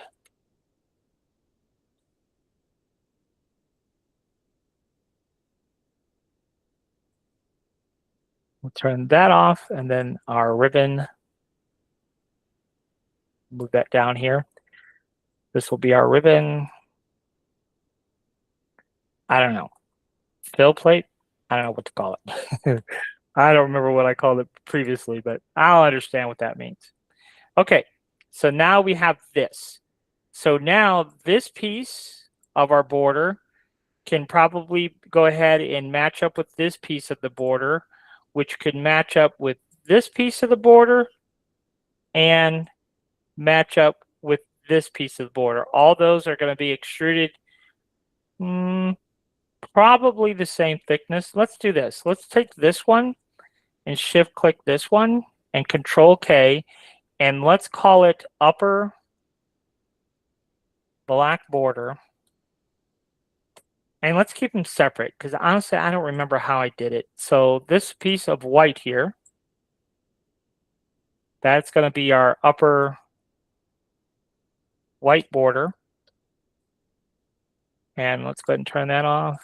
And then we'll go ahead and turn that off. And then we'll do the same thing down here, but we'll call it lower. So we'll take that piece and shift click this piece, and we'll call this lower. Hopefully I won't regret combining those. And then we're going to do the same thing with our white here. We'll call it the lower white border.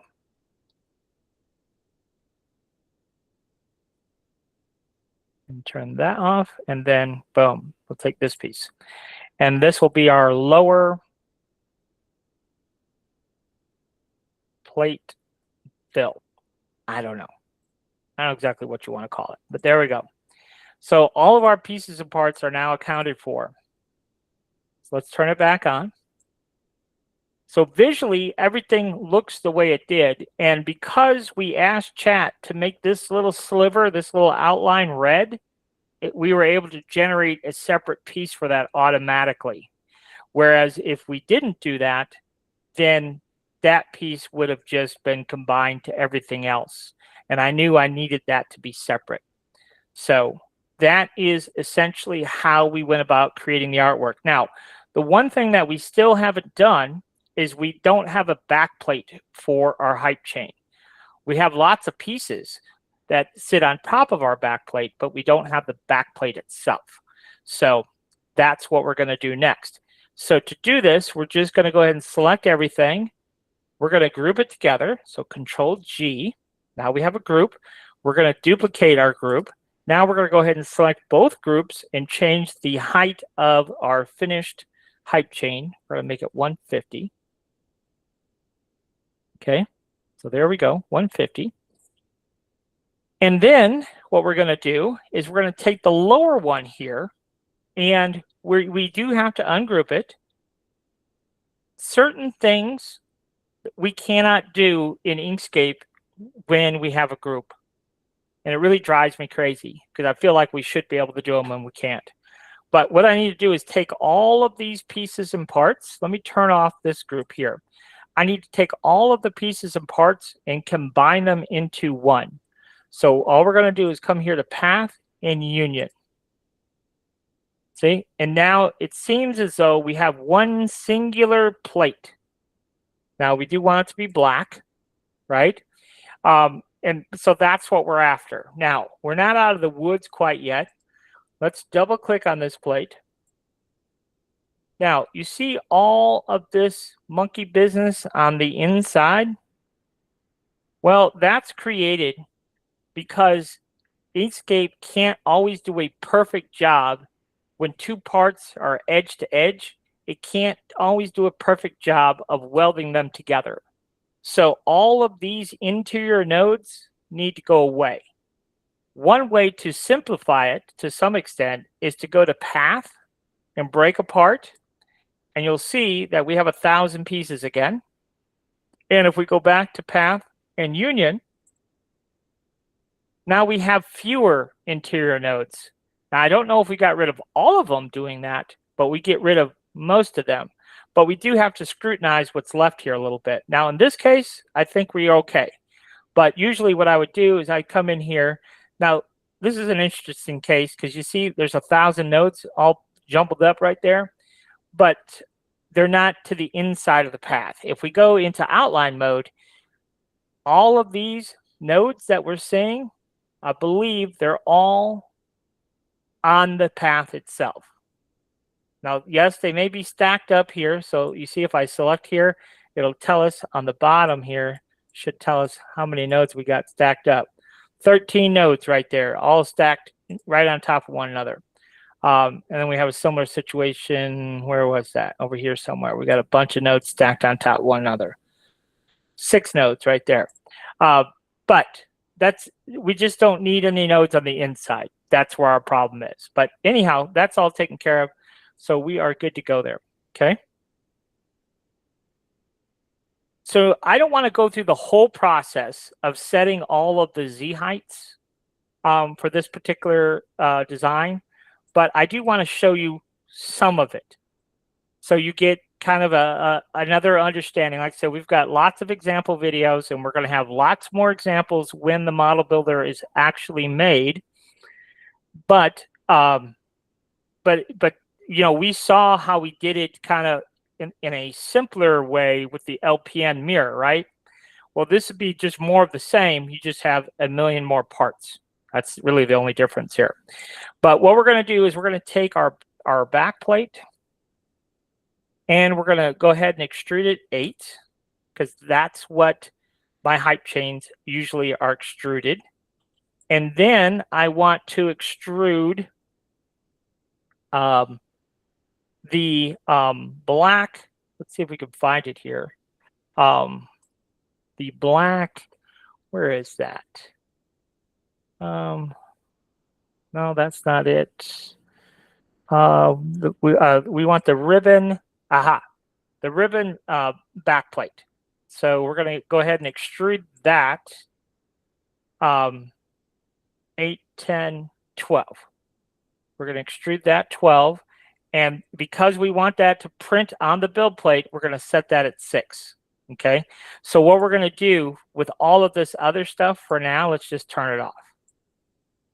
Okay. Old school classic. We are, let's go ahead and leave it. Okay.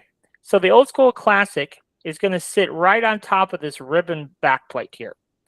And so that one, we are going to extrude 2.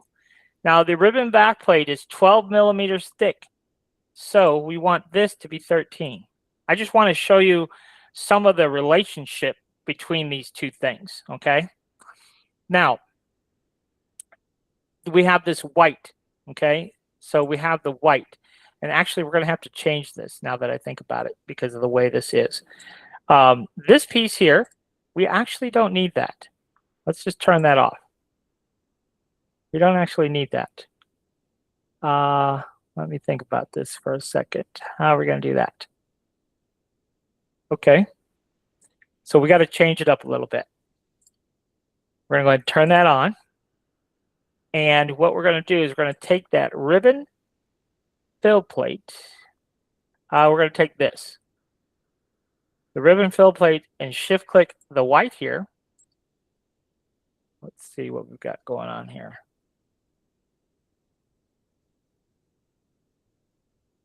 And the white, control minus.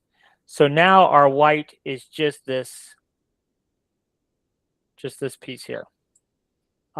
This is our back plate, and that needs to be black. So now it's just this piece here. Oh, you know what? I was wrong. We have to have this. We have to have this. The white plate and the black plate. We do need this. We do need both. So this is going to complicate things a little bit for us, but not too terribly bad. So what we're going to do here is we have our white plate, and it's going to sit directly on our ribbon back plate.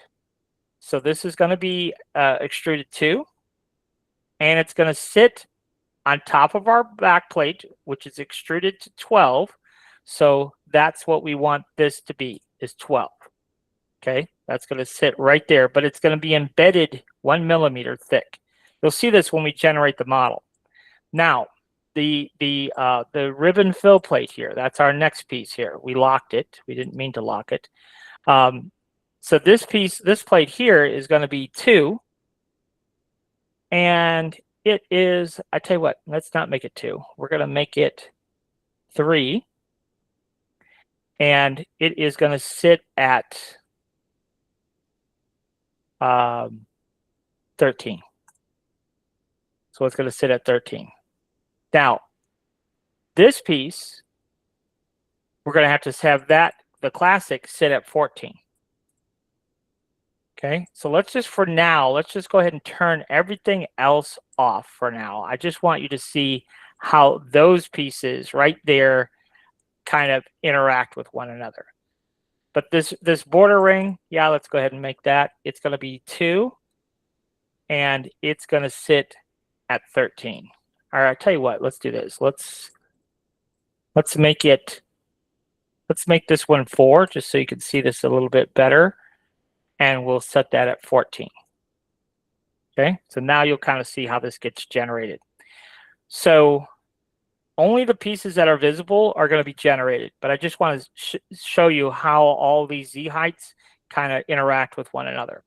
So let's go ahead and hit File, Save As, and we're going to call it the Old School Test.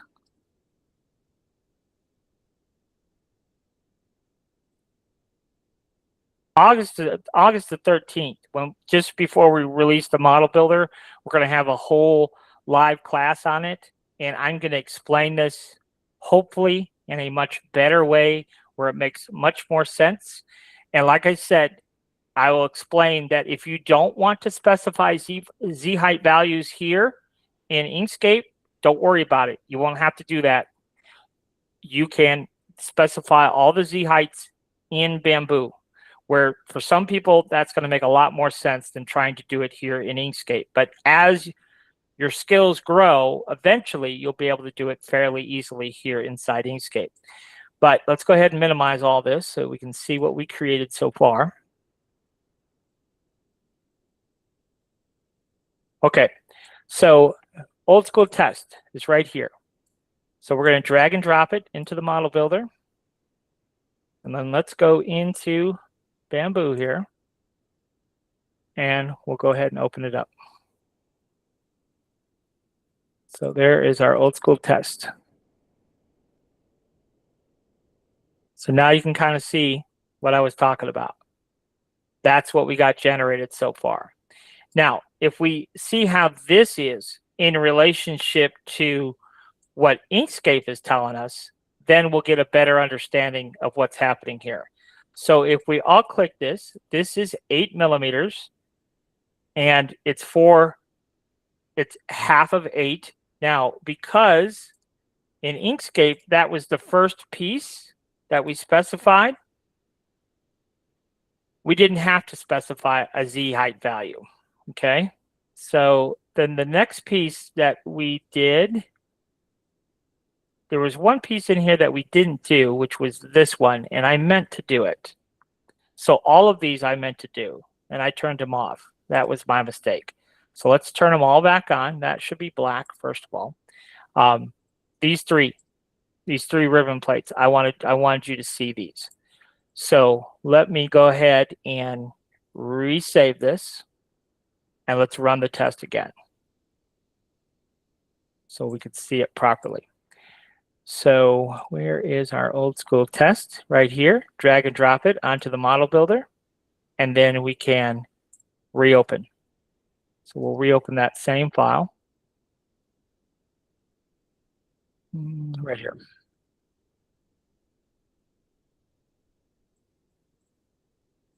And that's more what I was looking for. Okay, so this piece is the black plate, and we saw that that was 8, right? And then this piece, if we look at what it is the ribbon back plate. It's extruded 12, and the Z height is 6. And the reason that works is because the ribbon black plate, it was extruded 12 and the Z height was 6, right? So then we go back over here. Wrong one. This is the next one we're looking at. So this is the ring piece, and it is sitting at 14, and we extruded it 4, okay? And that's obviously exactly what we specified right here for extrusion 14 Z height. But we didn't really need it. We didn't really need it that thick for 1. So we could back that off to 3. And then we could back this off to 13. That's why I was saying don't get too worked up over figuring out the Z heights in Inkscape, because we can change it easy enough here. So here with the white here, let me see if I can all click the white. There we go. It is 2 millimeters extrusion, but it was sitting at 12. And it's sitting at 12 because the back plate, we made it 12 thick. So now the white being too thick, but sitting at the Z of 12, 1 millimeter is on top of the back plate, 1 millimeter is embedded in. So on this one, which is the black, it's sitting at 3, which we really didn't need it to be 3. First of all, it could simply have been 2, and it does need to be black, so let's make it black. But then the Z height can be 13, which it is. And so now we have a 1 millimeter, and this outline is also 1 millimeter, but this is no longer sitting at the proper height. Well, let's see, maybe it is. It is 2 millimeters thick, and it's sitting at 14. So then yes, somehow we got lucky, because this is sitting at 13. So this is just one more than that. So anyhow, that's how all those Z heights will work.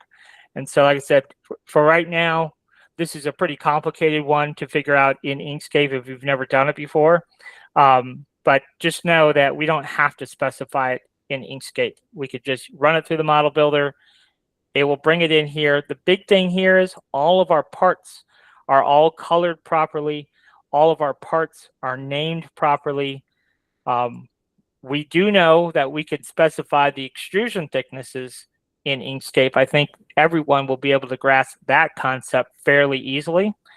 But as far as the Z heights, those can get confusing real quick. But we could specify that inside Bamboo. So that, let's see here. I do have one other project. I think it was Tiffany's project too, but I think a lot of people could be interested in this particular project.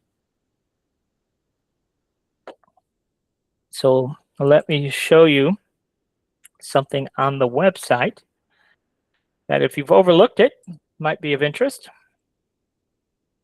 I say the website, what I really mean is a YouTube channel. So we're going to go to our YouTube channel. And I don't see a lot of these, but it seems to me that it's a bit of a no-brainer when it comes to selling these. And making them is not that complicated. But anyhow, if we type in, so we go to our YouTube channel and we type in, this is an old video, so I have to think about what I might have named it, but I think it's called like Cheer something. Let's just try and find it here. It's not under Cheer. What would it have been? Image?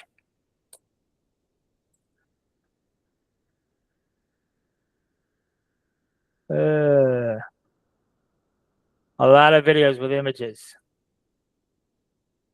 Like I said, this is an old video. My brain may not work very well. I have no idea what I named it. But when you got a few hundred videos, it's hard to remember. But I know it's old. Let's see here. It might even be ancient. All right, let's do this. Let's back up. It's going to give me a lot of results, but let's type in hype because I know it's a hype chain. Oh, you know what? I just seen it too. When I typed in image, I just seen it. There it is. That's what I was looking for. So we're doing something similar to this, but it has nothing to do with this. But this is something that I think, like I said, would sell really well, but I don't really see it. But let me fast forward here. So somebody provided an image, and essentially what we are trying to do here is create a 3D model. Let me back up to maybe right there.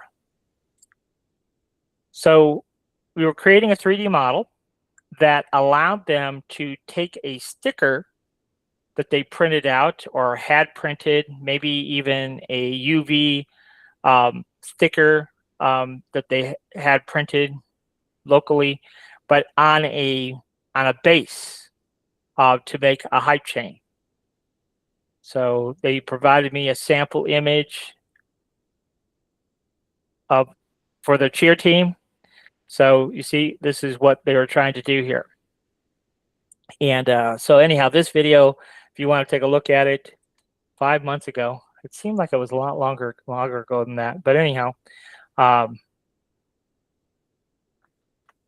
now the stickers they made were really terrible, but the concept is there.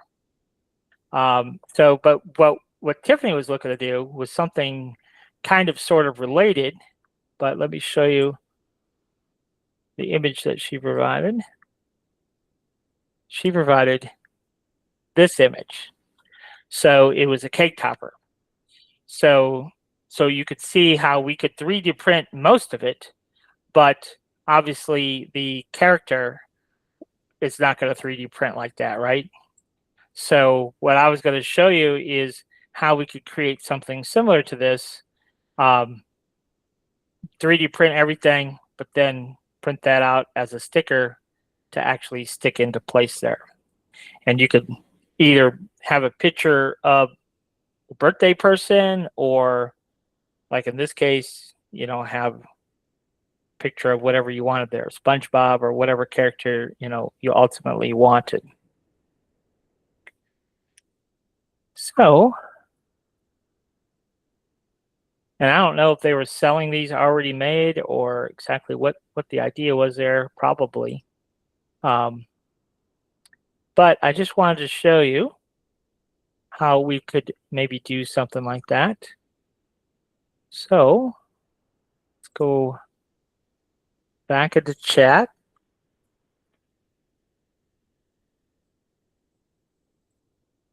Pretty much anything that we see nowadays, chat can build for us. We just have to know what to ask for. We're going to paste that in place. Not that one. What's going on here? So right click and copy.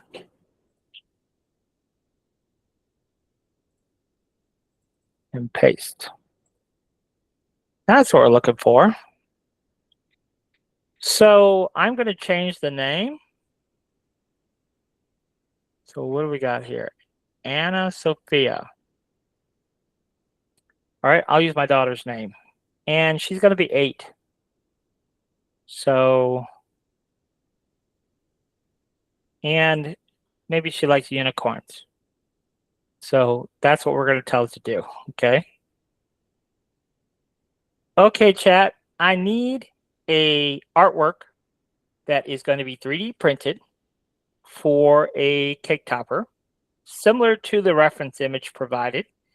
At the top, I do want it to say happy birthday, but I want it to say Harley May for the text at the bottom, and the number 8. She's going to be 8 years old. And for the character in the middle, we're going to be using a cute unicorn. That's pink and yellow unicorn.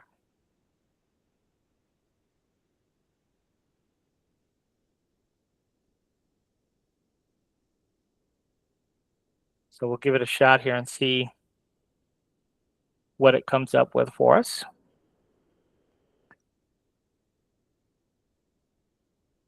I like to do these ahead of time. So A, we don't have to wait, and B, if it doesn't work, then we haven't wasted our time. But usually it does a pretty decent job.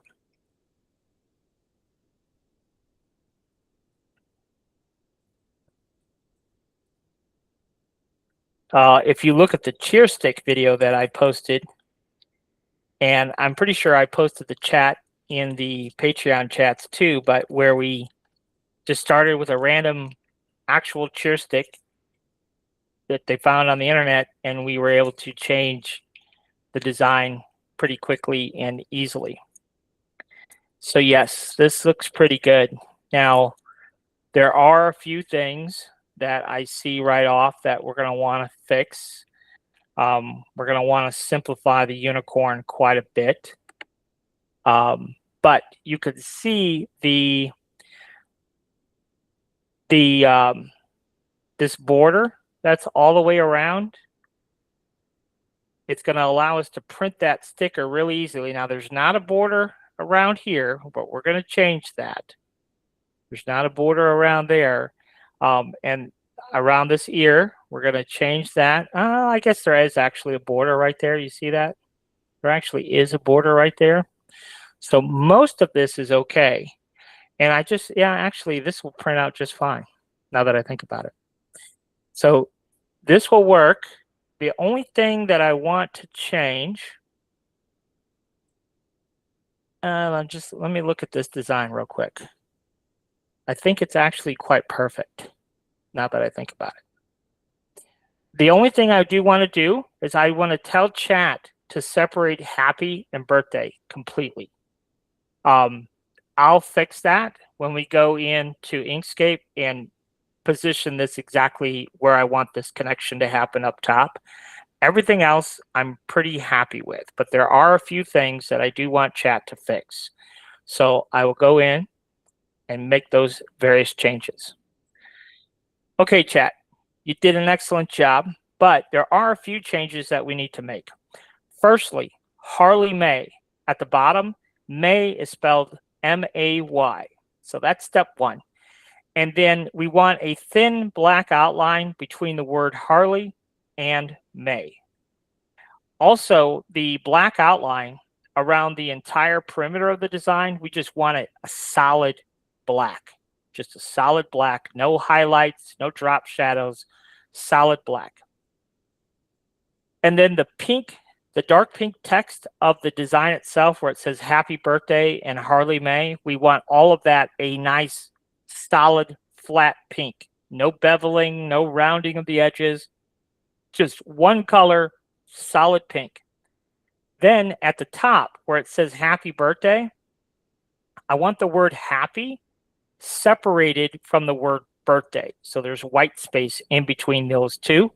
And again, we want a nice, simple even black border around happy and birthday, just like it is.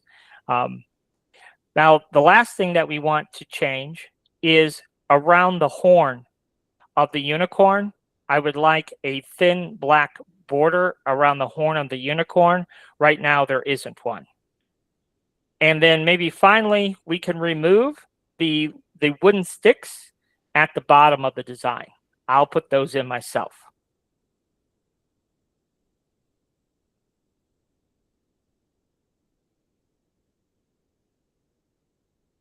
Now, one thing that we can do, and I wish I had an example to show you, but this is something that you should just experiment with on your own, is take an image of like the birthday girl, the birthday boy, right? Take an image that you have and paste it into chat, and then tell chat, I need a cake topper, blah, blah, blah, blah, blah.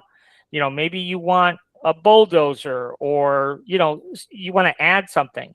But basically tell chat that you want to extract the little girl or the little boy from the image, and you want to use that image in the center of your cake topper or the center of your hype chain.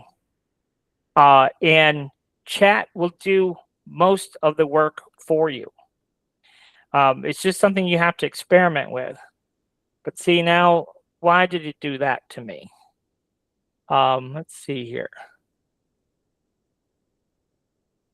Okay, so sometimes it will screw up, and we have to correct it. So in this case, it kind of sort of screwed up. Okay, here's the thing, chat. I like the original design better. So I want the original design, but with these edits that I just provided above.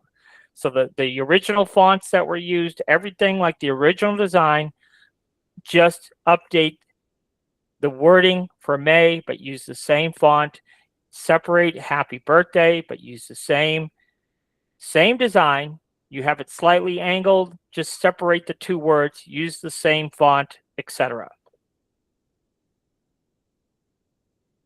And this is where sometimes you will get in a fight, because as simple as the edit is, and I know chat is obviously very capable because it did make the edits that we asked, it will go off on a tangent and just got a mind of its own and do whatever it think it wants to do. So sometimes we'll fight back and forth 10 times over the same thing. Sometimes we never come to an agreement. Sometimes starting a whole new chat helps, but sometimes it doesn't help. So we'll see if it will go back and do what I originally asked. But what I should have done, instead of a unicorn, I should have, my daughter put a little axolotl sticker on my laptop. I should have used axolotl. I think that would be cute in there too.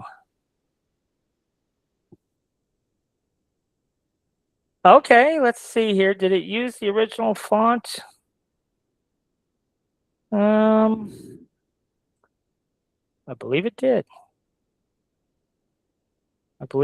Now, Harley May is a different font, I believe. Maybe not.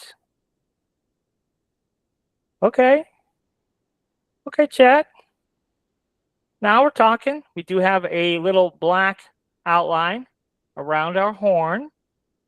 This little sticker we can easily get printed, or we can print that on our UV printer if we have one of those. Beautiful. So what do I want to do next? Let me think this through a second. I'm trying to think how I want to do this.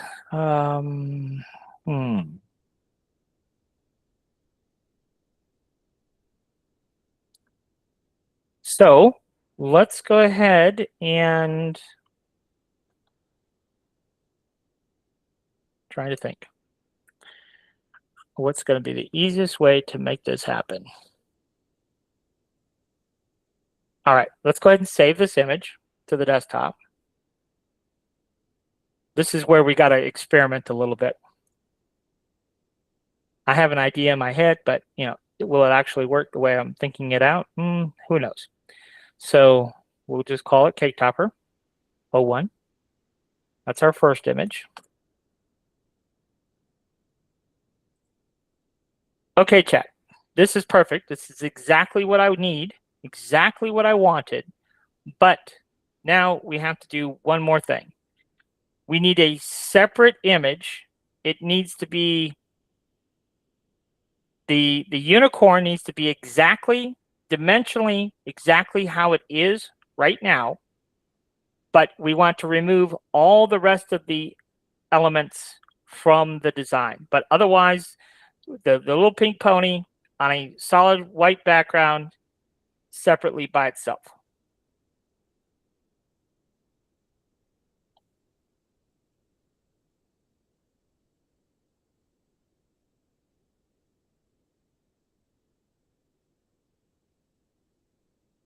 And then what we'll have to do is we'll have to go back in and get rid of the pony. And then we should be able to.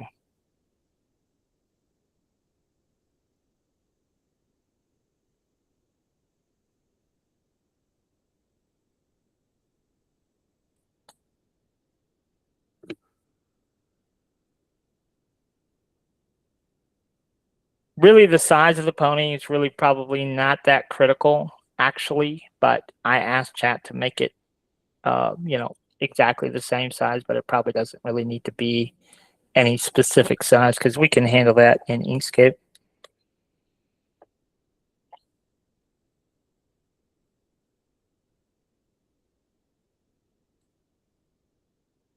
So hopefully it'll give us what we want.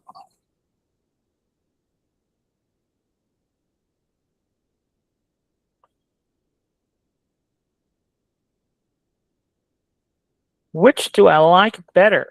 Good question, chat. We want the one with the black border. Yes, indeed.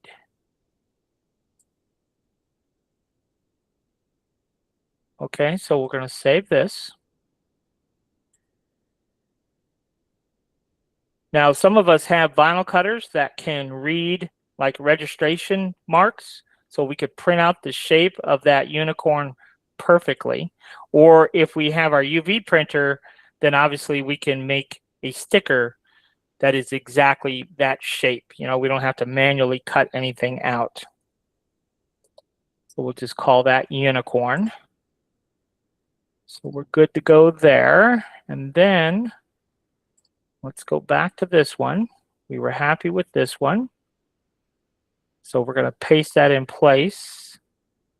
And then we are going to, what are we going to do here? We're going to ask chat to change the unicorn image to be solid red.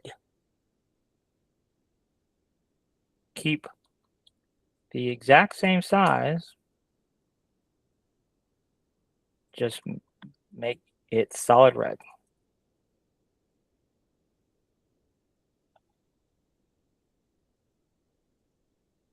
And the reason that we're asking for it to make that red is because I have an idea of what I want to do, but I need a separate shape to be able to do what I want to do. And what we're going to do is we're going to take that red piece and we're going to make a small indentation in our cake topper so that if we wanted to, we could print out our sticker, right? Either we hand cut it, or if we have a UV printer, we could print it out. But if we're just going to print it like on our regular home inkjet printer, we could stick it to the cake topper.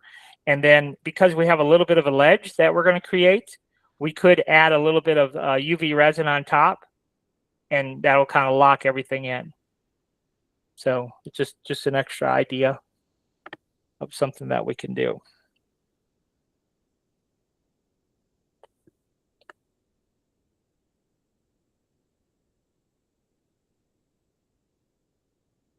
And who knows, I may actually, okay. Um, well, it's not exactly solid red, so it's close.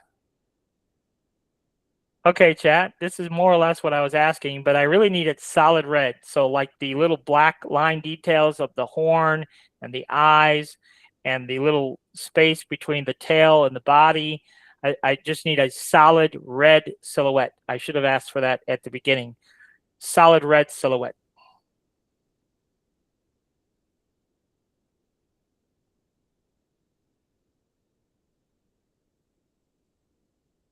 So now let's see if we get what we want.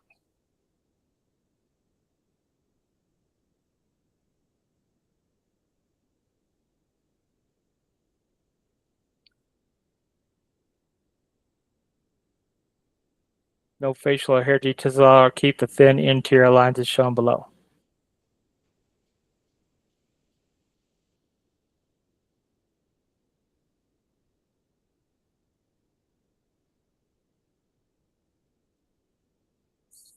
Oh my God, chat. Why me? Why me, chat?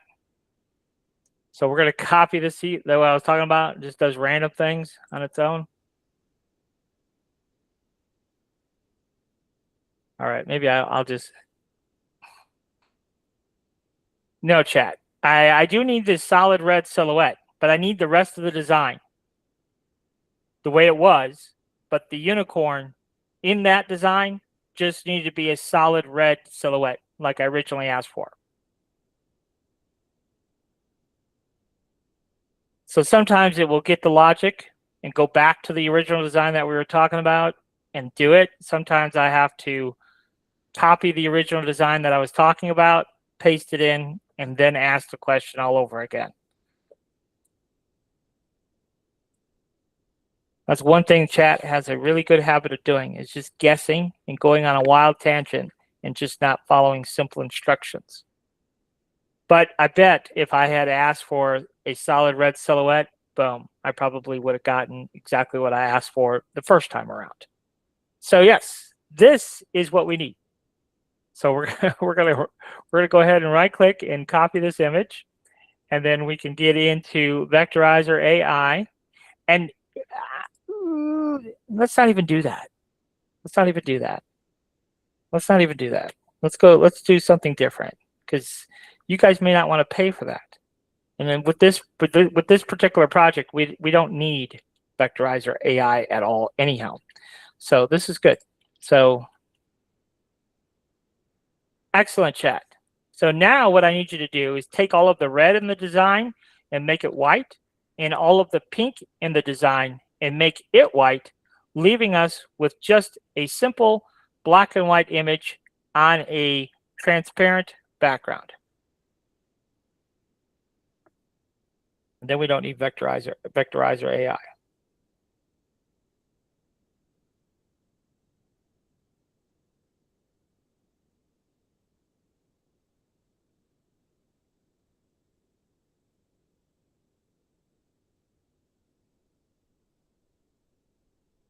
If we can simplify it to black and white, my general rule of thumb is that's what I prefer to do. Even though I do pay for Vectorizer AI, I just try to convert it to black and white. And the reason I try to convert it to black and white is because Inkscape does a really good job of converting simple black and white images to a vector file. And then we don't need to use Vectorizer AI at all. But some of you, you're not designing day in and day out like I am. So if we can convert it to black and white easily, like this image, then I will. Now, the other image that we did with the hype chain, with the old school classic, no, we can't convert that to black and white because there's too many colors involved and lots of other reasons. So with that design, let's see here.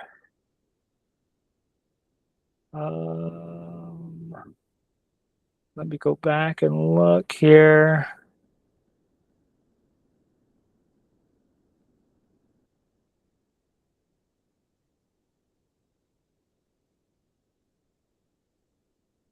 I think we want this one. There's a couple of things in here we don't need, but that's fine. This will work for our needs. So let's go ahead and copy that. And we'll slap this bad boy together quick. Won't take us no time at all. So now we have all of the pieces that we needed. So we can go ahead and paste this into place. So the first thing we're going to do is break this all apart. So we could have asked chat to refine this a bit more, but I was tired of fighting with it. So we won't worry about it. Let's just go in and choose path and break apart. Oh, we got to trace it first. I skipped a step. So right click and trace, then hit apply. And now we have a vector version of our cake topper. And so now we're going to go to path and break apart. And then we're going to take this piece of happy birthday. Let's give it a different color. And let's go to object and we will lower to bottom. Then we could take all of the black pieces of happy and Control K. And you see, those are all one piece now. Okay. Same thing with birthday. So we're going to take that piece, we'll give it a different color, we'll go to object, lower to bottom. And then we're going to go ahead and select everything, but then shift select the magenta piece and Control K to combine. Now, what I want to do is take this and just kind of position this wherever I think I want it, where I want to make that connection. We could turn off snapping, so we're not snapping to anything.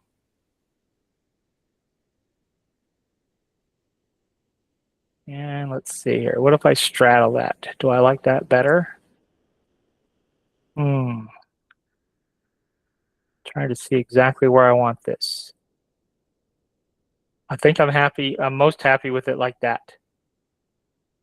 So let's just leave that like that. That works. Now, I really don't want these spaces in here. So I'm just going to keep going, but I'm going to come back and get rid of those. So then we're going to take the outline here and give it a different color. And let's go path and lower to bottom, or excuse me, object and lower to bottom. Okay, so there is our red silhouette. So this detail we didn't need. And then there's one over here that we can't see, but we don't need it either. The number 8, let's go ahead and combine it. Then let's go ahead and combine all of Harley May here. And then, well, we did all of Harley, and then we're going to do May separately. And the reason for that is we may want to extrude these 2 different thicknesses. And that's why I left the A separate too, because I might want to extrude it different thickness too. So this is our red piece here, which that part is fine. And then this here, I want this just to all be solid. So what we're going to do here is we're going to go to our pen tool, and we're just going to click anywhere. So click down here, and we'll come up here. Let's go ahead and turn on snapping for this. So we're going to click right there in the corner, and let's come over here, and we'll just connect all of these. Where exactly we're connecting them, it's not really that important, but I do want to connect them all.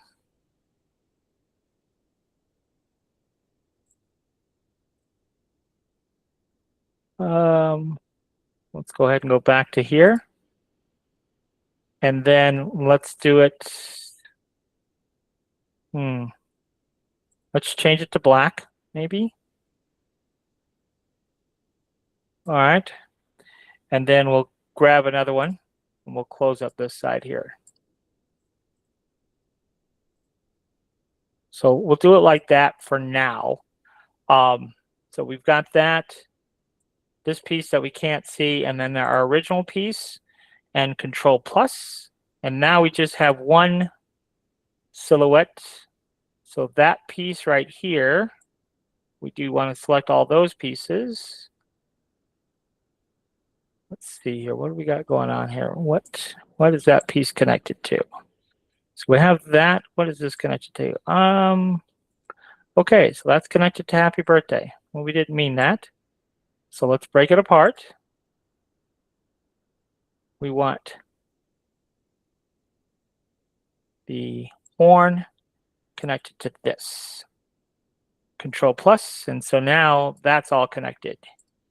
And then let's go ahead and connect all of happy birthday again. So that's just birthday and combine, Control K. All right, so now we have this more or less the way we want to. Now what I want to do is I want to bring in that sticker. So let's take a look at what our sticker is going to look like. So where's our sticker at? That is our sticker. I always forget that. For some reason, Inkscape does not like PNG files from chat. So let's open it up here, and we're going to copy it, and then we can paste it into chat.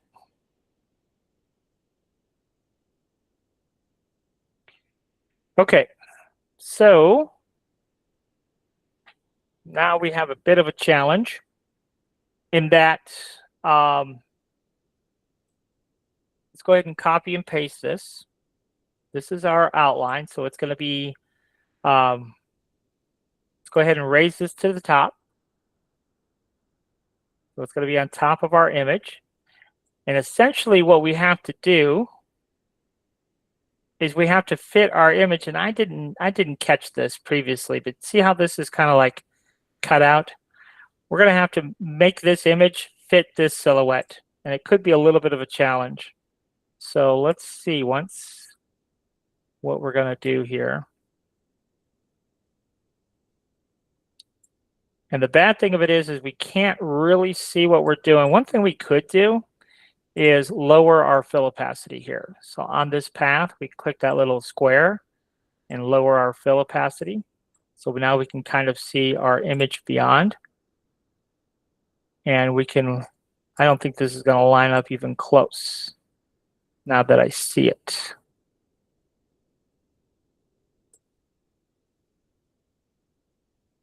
I don't think so. It's a totally different shape. The image itself is a totally different shape. So I don't think that's going to work. So no problem. Well, it is a problem, but let's go back to chat and see if we can fine tune what we asked it to do here. It's not giving us what we want.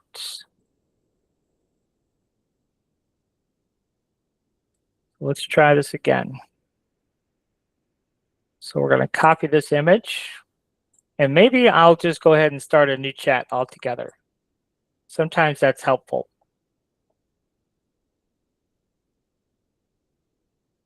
And if I'm more specific with my request, sometimes that'll be helpful too. Okay, chat, I need you to take the unicorn image itself, exactly how it already is, and we want to keep the border just exactly how it is, everything just exactly how it is, but I just need the image separated from the happy birthday and Harley May portion. But the image itself should stay exactly how it is. So let's just see if it does a better job of keeping our image exactly how it is. The thick black border, I don't really mind because as long as the image is exactly the same shape, I'm going to show you how we can create a mask in Inkscape to eliminate most of that border or whatever we want to do there. But we'll see what we get here. Hopefully it'll give me what I'm looking for real.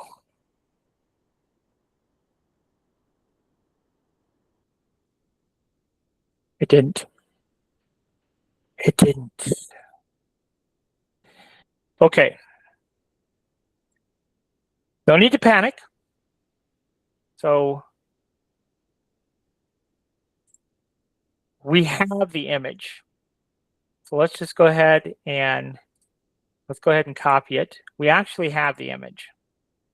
So no sense in fighting it. There's our image. Okay. So this shape should be pretty close to this shape. So now we want to make this fit that shape. And let's go ahead and lower the opacity of this again. I have a little bit more confidence now that this can be manipulated to fit within our shape if we get the right size.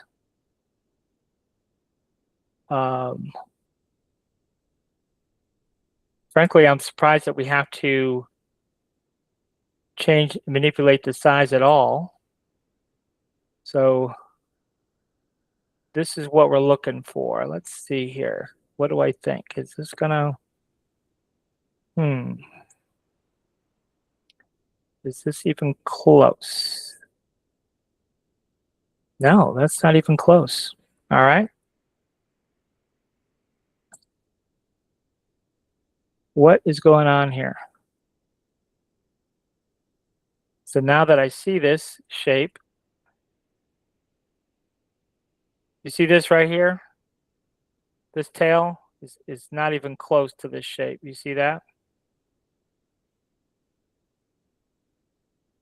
Totally different. Totally different. So now what are we going to do? I didn't catch that previously.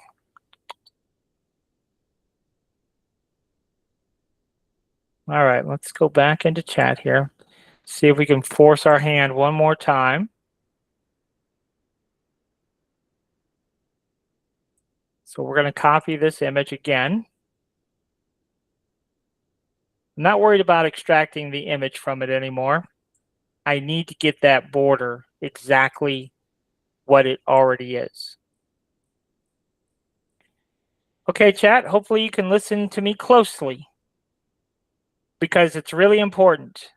The image, the unicorn image, I need it to be the horn, everything, to be a solid red silhouette, but in the exact same shape as the unicorn currently is.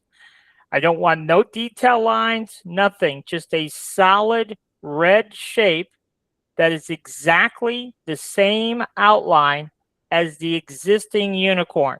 I don't want no other part of the design changed, no detail lines in my red silhouette. I just need a solid red shape with the exact same dimension, exact same silhouette as the current unicorn.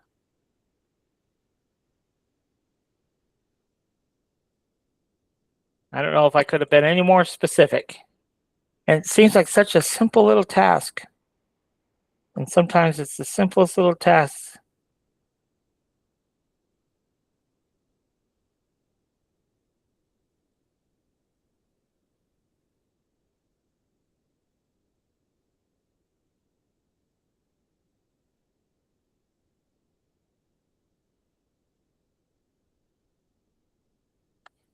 All right. See if we get lucky this time.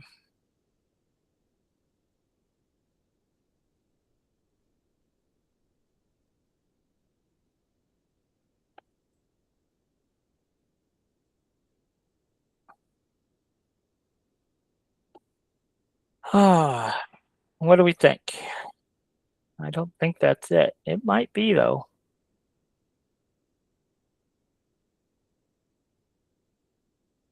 What do we think? It could be it. Trying to look at some comparisons here.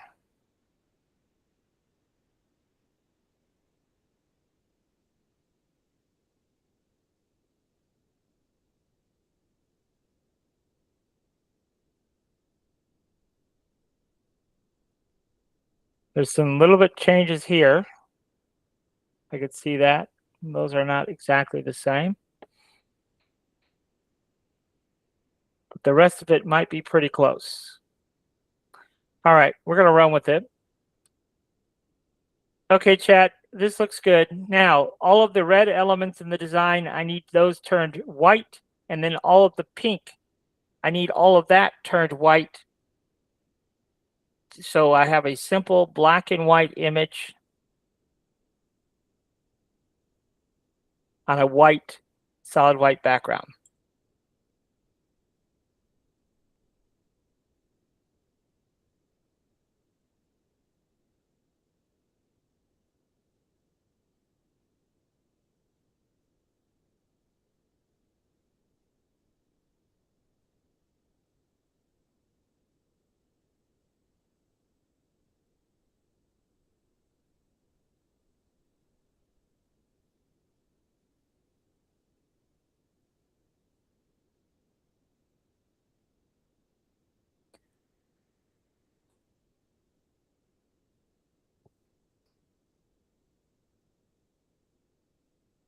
And the nice thing about struggling like we are is we can go back into our chat history. First of all, chat will gradually get smarter and smarter. So when when it notices that we're working on a similar project, then we won't have to struggle as much as we are now. And because it will understand what we're asking for, and we'll have some history of what prompts worked. So you could see there's several prompts that we were a little less vague, and so we didn't get a whole lot of specifics, and so it gave us some kind of randomness to our reply here. So let's try this and see. So we're going to right click and paste, and then let's go ahead and right click and trace the bitmap, and we'll go ahead and hit apply. Then we can get rid of this. And then what I want to see is see if we can get this. Maybe if we give it a different color, it'll be easier to see. And we want to see if we can get this kind of resized to this image here. We can get them to line up as closely as we can. We're close there. Let's see if we...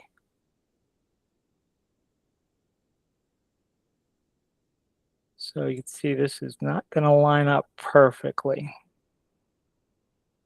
Not even close. Why is that? It's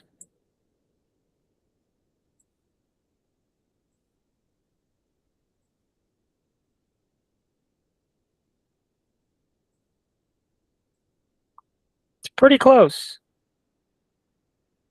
So yes. So if we look at our image itself, this is the important part. If we look at where the image is, if we print this out, even though it's off just a little bit, this will still print and still fit in that space that we're going to make for it. So I don't know if we can pull it in that way a little bit.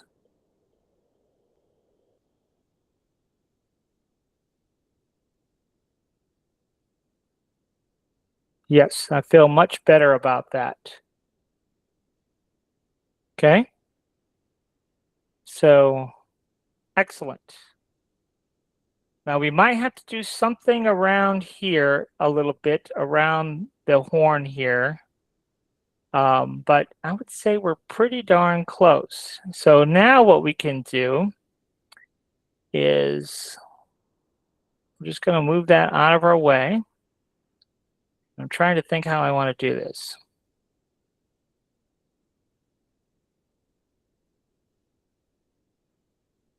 Let me think here. How do I want to do this? All right, first thing we're going to do is I'm just going to go ahead and grab a rectangle and make a big rectangle here. And we're going to take this border and we're going to duplicate it. So we're going to go ahead and give it a different color so you can see this. And then I'm going to shift click my rectangle, and we're going to hit Control minus. So now we'll take a look and see what we did here. So you see we've created this shape. That's what I need. I need this shape. So let's go ahead and break this apart. I know this might not make a whole lot of sense, but this is all I needed, was that. Okay? So now we could take our image, and all I need to do is kind of place this on top of my sticker. So you see how that is placed on top, more or less perfectly, right? Now, there is this weirdness right here, okay? So I'm going to go ahead and take care of this. So we're going to grab our pen tool, and we're just going to click here. Yeah, snap's turned on. So we're just going to click right here, right along this edge, over here, back to the beginning, okay? So we just kind of fill those little voids in, and shift click and Control plus. So now that's solid, okay? Now, what are we going to send to the printer to print? Well, we're not there quite yet because we don't know how big this is. How big is this? Too big. So this will be a good test for us. So I want to print this. First of all, let's do this. Let's break this apart. And let's finish this before we move on to this. Okay. So what we're going to do is we're going to take this piece. We'll give it a different color. We were going to go Object, lower to bottom. So all of that we did previously was all correct. Same thing here with the birthday. We're going to go Object, lower to bottom. We'll give it a different color. And then we're going to select the birthday here. We want to make sure that we don't have any part of our horn, which we don't. Okay. Then we'll take this piece, give it a different color, Object, lower to bottom. We can take our 8, Control K to combine. Then we could take our Harley, Control K to combine, and our May, Control K to combine. And then we have this piece. Okay. And this piece will eventually become this piece. So let's go ahead and duplicate this. And let's just go ahead and center those two up. Let's go ahead and give this a different name. So this piece we're going to call it delete. So this is the piece that we're going to eventually delete. But let's line these two up. So we should be able to go to our alignment tools here. And based on last selected, horizontal, vertical alignment. And then we're just going to look for the piece that we're going to call delete and delete it. Okay. And then those little changes that we made to the horn are now part of this piece here. And that's what we wanted. Okay. So now that we have all that done in place, we can connect all this. So we're going to straddle. We decided we're going to straddle that. And then we're going to take this and we're going to bring this down maybe like that. And everything else is going to stay the same. So now that we've made these changes, this is going to be our finished cake topper right here. So how tall is this? 324 millimeters. That's too tall because our build plate is only 256 millimeters. So what we do is we take what we want. Let's make it 240. That's what I usually use. So we're going to make it as big as we possibly can, which is going to be 240. That might be too big for a cake topper now that I think about it. What do we want to do there? Let me think. Do we want it that big? And my baby's birthday is October October 1st. Let's make it, I'll tell you what, let's 8 inches. No, let's make it 6 inches tall. I think that's plenty big. So that would be 150. So what we want, which is 150, divided by what we have, which is 324. So we have to scale it 46%, but we want both of those. We're going to scale them both 46%. So we go to transform here, go to rotate, and we are going, or excuse me, scale, and we're going to do scale proportionally 46%. And we're going to hit apply. And so now if we select just this, you can see it's roughly 150 millimeters tall.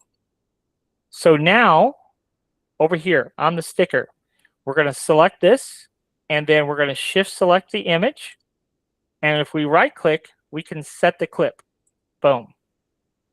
So you see, that's what's going to print. So if we send this to the printer, so I don't know where our page is, but if we come over here, if we print this on our inkjet, whatever, or if we get a UV print, that we know will fit perfectly in the space that we're fixing to make for it. Okay. So now we can go ahead and finish making our design. So we've got a bunch of pieces that we're not using. So let's dump all that. This is what we've got left here for the cake topper. So we have Harley. So let's just go ahead and name it. And then we have May. Should be only 4 pieces, I think, roughly. And then we have 8. We have our back plate.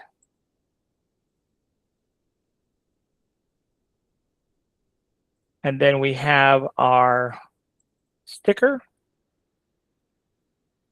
piece. And then 8 May, what is this? Oh, yes. So this is our birthday back plate. And then our happy back plate. And then we have our birthday text.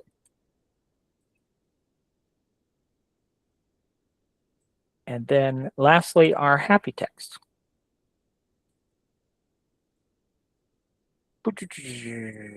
Everything is named, numbered, signed, and sealed.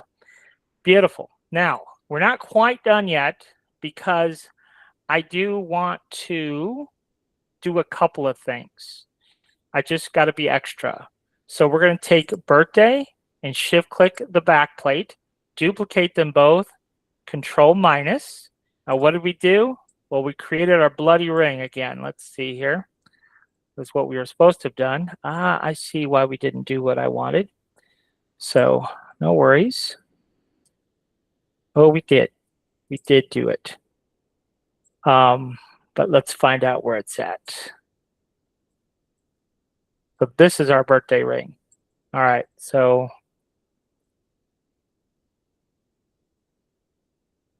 we want to do the same thing here. So we're going to take happy and shift click the back plate here, duplicate them both. You see they're up here, control minus.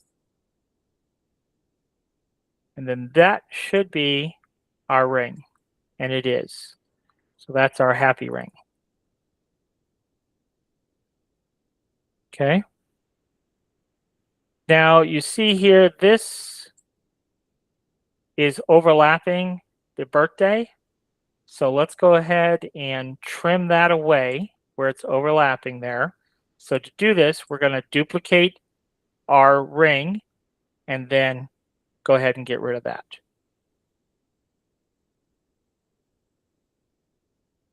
So let's see here.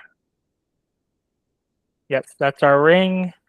And then let's see here. Where's our happy black plate? We'll just move that there. Okay, so now let's go ahead and save this.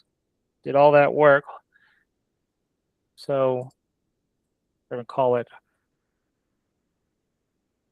we have to hit File, Save As. I don't know why. Sometimes it's weird. It won't save.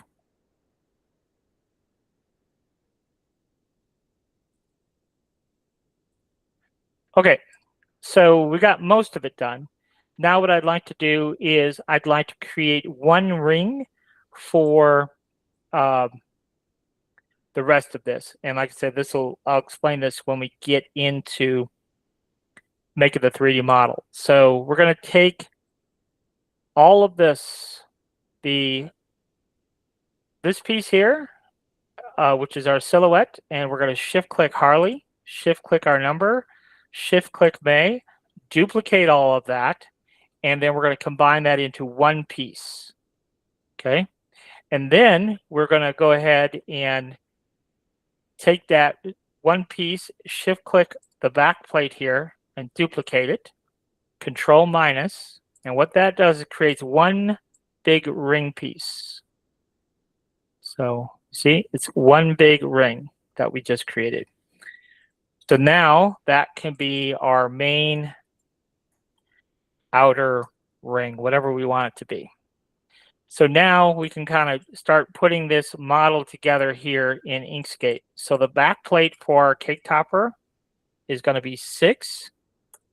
We don't need to define a Z height. Just leave it the way it is. And then what I'd like to do is kind of build it as I would be doing it normally. So for example, the main outer ring here, that would be the next main piece I would define. So it's going to be extruded 2, and it's going to sit right on top of my back plate. So it's going to be 7. Yes. Half of 2 is 1 plus my back plate, 7. Yes. So that's taken care of. And then what do we need? This piece here, we don't need anymore, the sticker. We don't need that, so we can just turn that off. And then we don't need this either, so we can turn that off. If we give our outer ring a different color, that may help us a little, define this a little bit better. So let's do that. I just think that will make this a little bit easier to see. Now the main outer ring, I have it 2, and really it needs to be, let's see here. Now we can leave it at 2. We'll leave it at 2. I forgot what we were doing here, really. So our Harley May text, maybe that will be the next thing that we do. So we'll select those 2 pieces. So both of them will be the same. They're going to be 2, and they're going to sit at 6. And same thing here. 2 and sit at 6. I'm not worried about colors right now. I'll define that in Bamboo, I think. I don't know. I might go back and do it here. But for the number 8, we are going to have that extruded 3. And then what do we want for the Z height? Well, I want that to sit right on top of my back plate here. So for that, we are going to, tell you what, let's make that 4. And then let's make that 8 for the Z. Half of 4 is 2, plus the 6 of the back plate. So that's why that's at 8. All right, so that takes care of all of that. So I think all this lower part is done. So now we just have to focus on the upper part here. So instead of the birthday ring, let's do the birthday backplate next. And we want that the same thickness as our main backplate. So that is going to be 6. And then the Z height will be 3, because that we want that to be on the build plate. So that half of 6 is 3. So that's why that is. And then this birthday ring is going to sit on top. It's going to be 2, and it's going to be sitting on top of 6. So that will be 7. Yes. The birthday text will be 2. And it's going to sit on the bill on the backplate, but it's going to be embedded 1, so that's why it will stay at 6. The happy backplate will be the same, so it's going to be 6 sitting at 3, and then the happy text is going to be 2 sitting at 6. And then the sticker we don't need, the happy ring, will be 2, and it's going to be sitting on the happy black plate. So that's 6, so this will be 7. All right. I think that's everything the way we need it. Let's go ahead and save this. Whatever is not correct, we can fix in the software. So now what do we want to do here? Oh, let's go ahead and we'll change some parts. So that is going to be pink. And then all of our green here, we'll make all of that white, I believe. And the same thing here. We're going to all click through here and these pieces, and we'll make all of that pink, like so. And then our text here will be white. And then our unicorn sticker is going to go right into place there, and you'll see how that looks when we get our model built. Okay, so now I think we are ready to make the model. So wish me luck. We're going to get out of here and get out of here. And then we could just drag and drop our cake topper into the model builder. We'll see if we get what we need.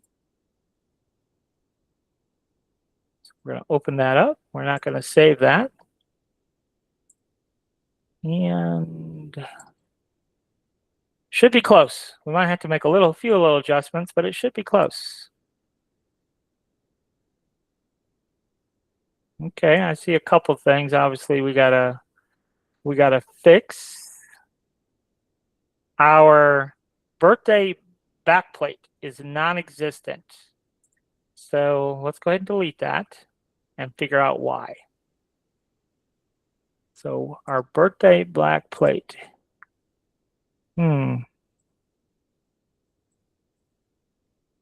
Let's see here. We can see why. Let's turn all this off. I'll tell you what, let's just get rid of our stickers because we for sure don't need that.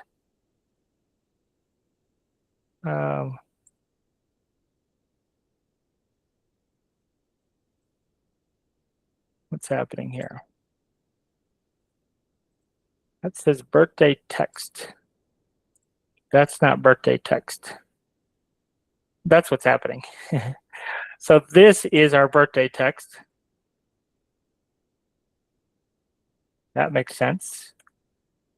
And it is 2 and 6. So we will set that to 2 and 6. This is birthday text, not the backplate.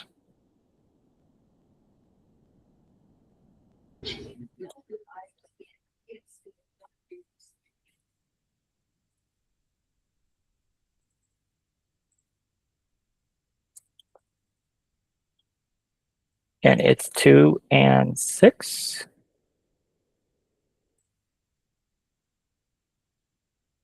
Corley, do you have a question? Yeah, I had a question. So like the holes underneath like the A and the P, is it better to fill it when you're in this program, or is it better to do it in?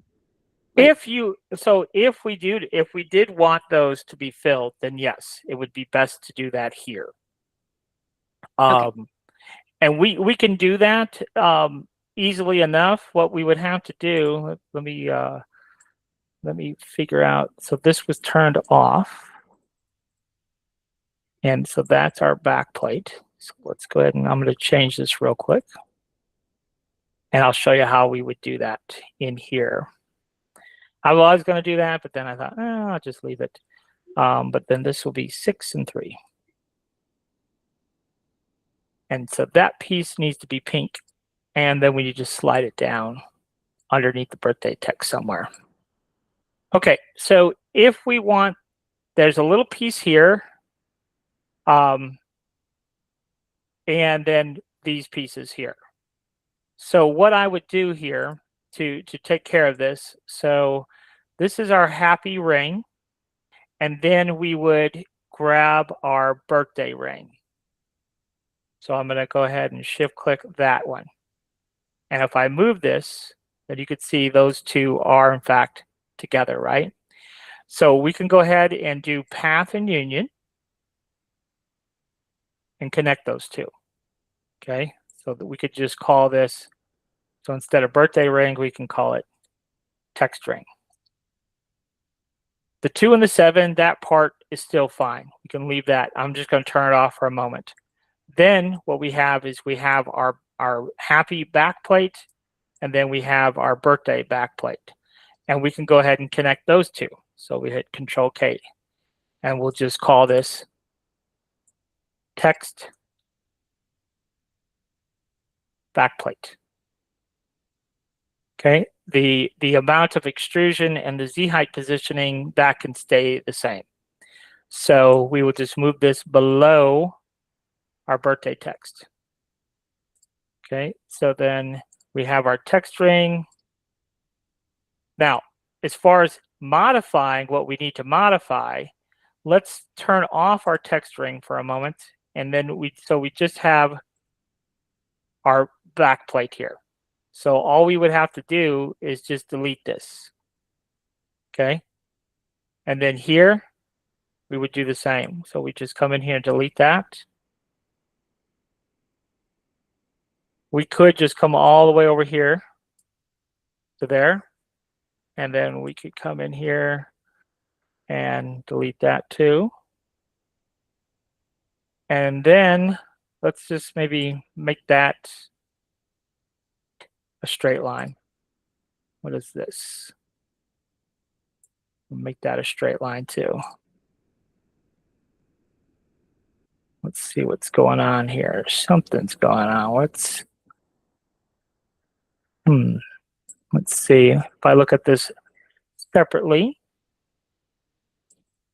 I'm not sure what's going on there. But sometimes in outline mode, I can see this better. Aha, I see what's happening. Nothing good. So let's back up a second and see what I did here.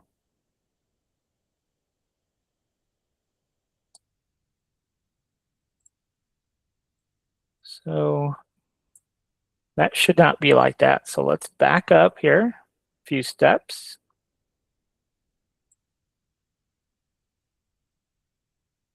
I want these two to be separate again. So that and this, those two are now separate again. So when we union these together, I'm not sure what I did, if I did union or if I combined them, but really we want union. So let's hit Control plus and see when we union those together, we don't have that weird path.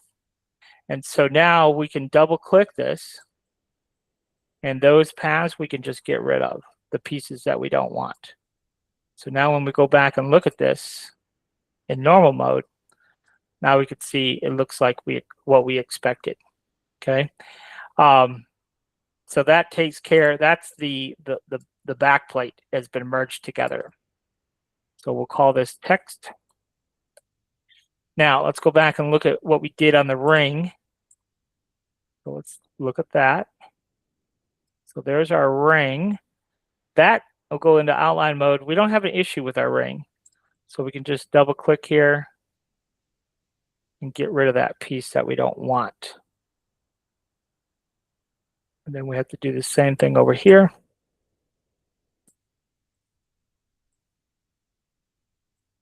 Then when we look at it normally, we should see everything that we expect to see. So now that takes care of that. Now we still have this on our text ring here. So we can go ahead and delete that.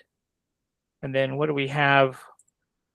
So let's look at our backplate here. So let's turn off our text ring for a moment. And yes, we need to get rid of that on the backplate too. But that we can just delete like so. Now we still have some overlaps and things going on, but again, the slicer is going to fix that so this piece is overlapping this lower silhouette here. It's a little bit hard to grab all these pieces, but that's okay, because like I said, the slicer will fix that for us anyhow. So now I think we're good to go. We have everything turned on. We should have everything in the proper Z heights. The only thing that I will change is the rings. I will change the height on because I don't like them as tall as they are, but we'll fix that in Bamboo. I'll show you what I'm talking about and how it gets fixed.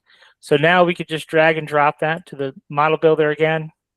We'll open up that model and we should have all the pieces that we need properly.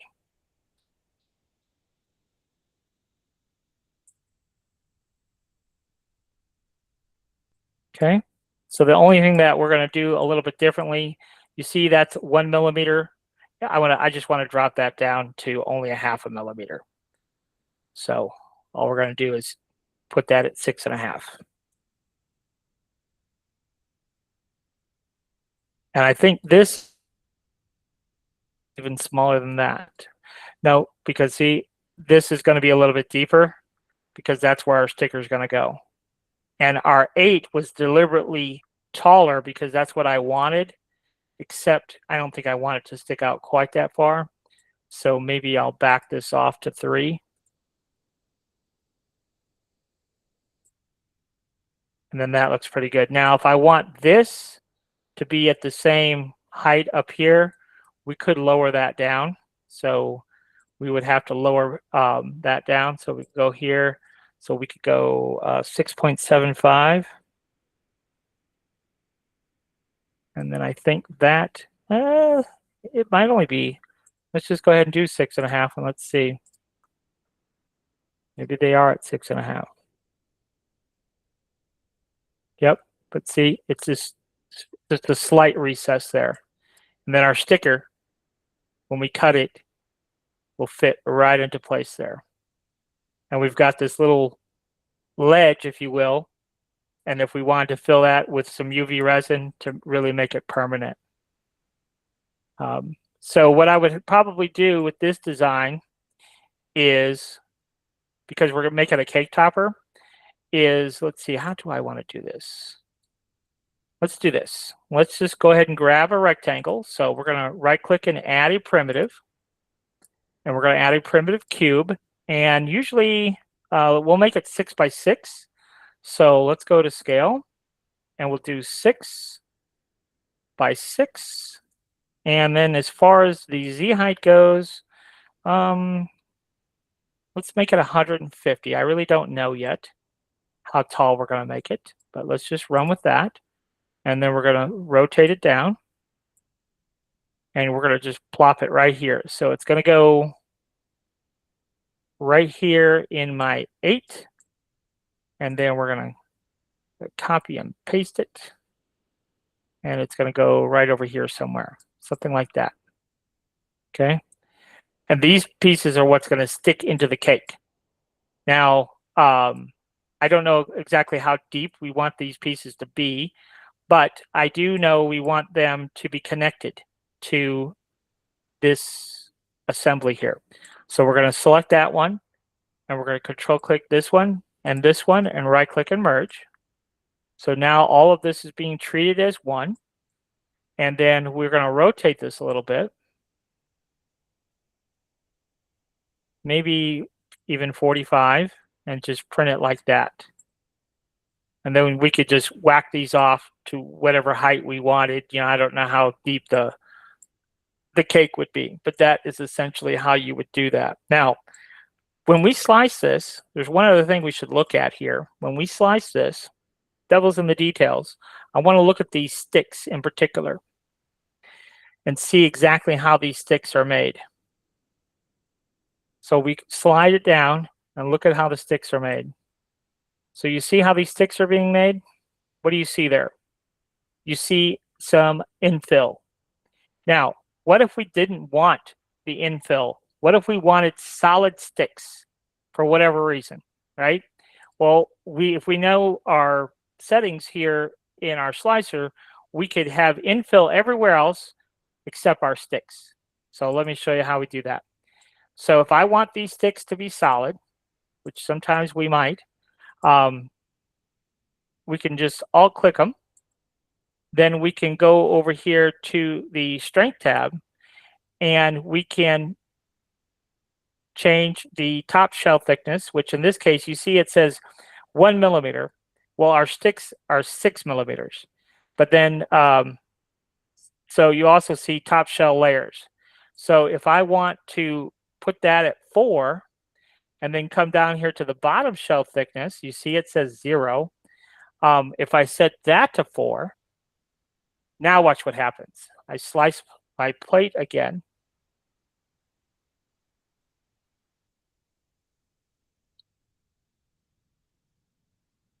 Look at there. Solid sticks. Before, where we were at, we had infill, but see, the solid goes all the way up. So if I start here all the way at the bottom, there's no infill in my sticks at all. There is everywhere else, but nope, my sticks are going to be nice and solid. So that's just a little tidbit. If you need extra strength in one part of your model, you can control that. And that's just one way of controlling it. There's other ways, but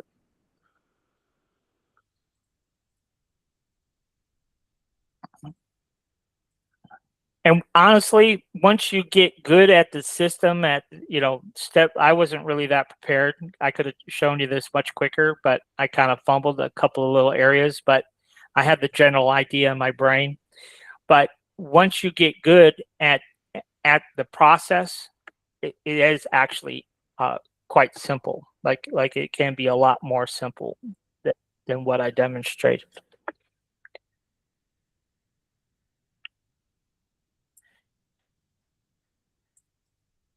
So there you go.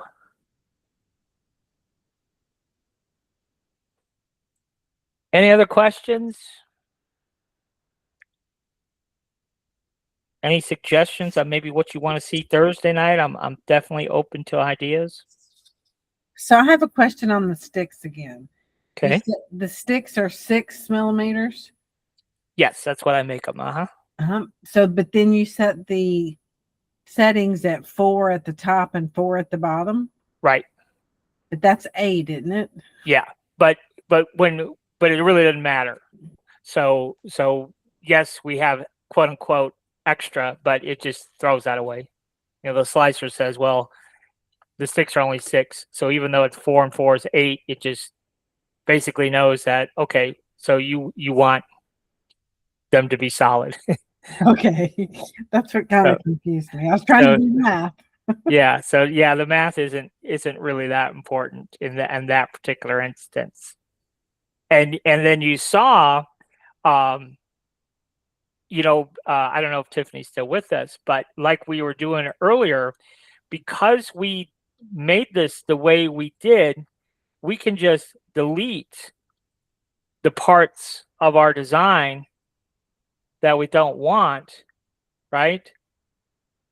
And that's what's nice about keeping everything kind of quote unquote modular, because we could just do that for the height chain. We don't have to have happy birthday up top. So and let's see, did we design it all that way? Let me look. No, we didn't. But had we thought about that, instead of we could have done everything that way, right? So we could have changed out, had we left the name more modular, we could have popped the name off. We could have popped number 8 and put 10 there. So that's just something else to think about, like when we are designing, is not to weld all the parts together. And that gives us the ultimate option of using the unicorn, but we could have put any name, any year, or anything we wanted up top, because it was all modular. So that's just something to think about when you're doing your design work, because the slicer will automatically treat these 2 separate pieces as one. when it slices it. So it does give us the option to keep everything separate. You know, like these sticks, for example, they're separate pieces. So if you don't want sticks, you can just get rid of them. You know, so that's just something to think about when you're doing your design work. Keep it all separate, and you have maximum flexibility that way. Any other questions?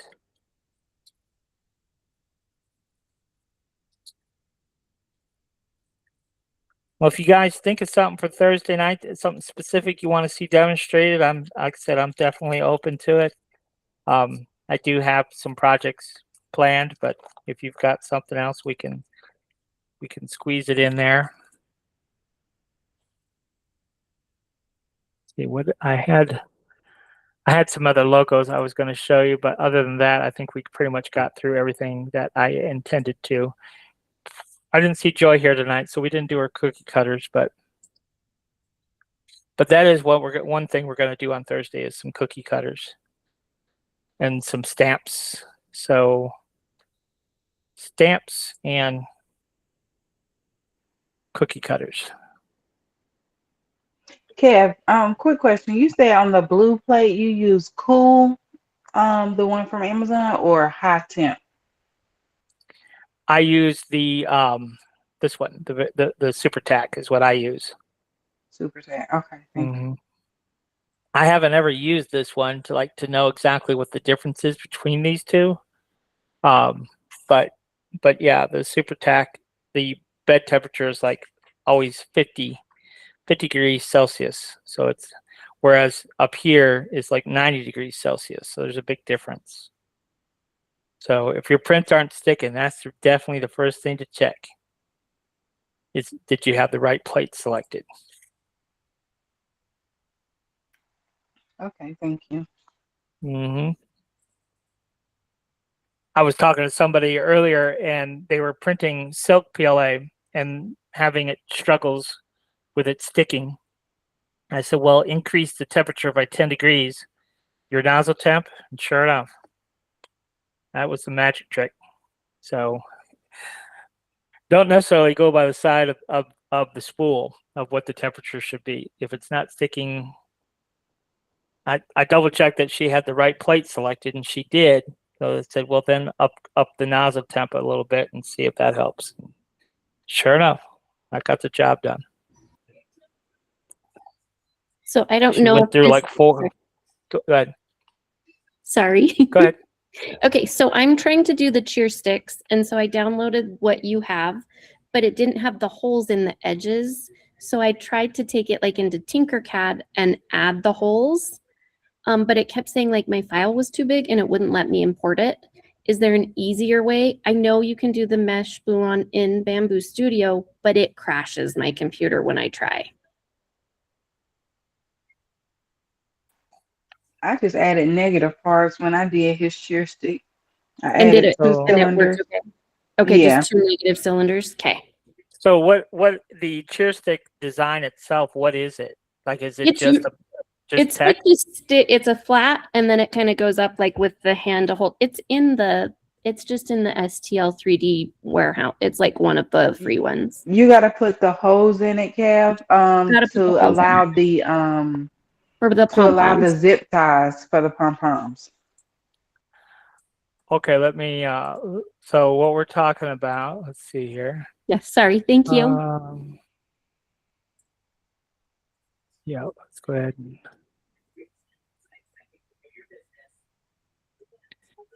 Let me open up the cheer stick here.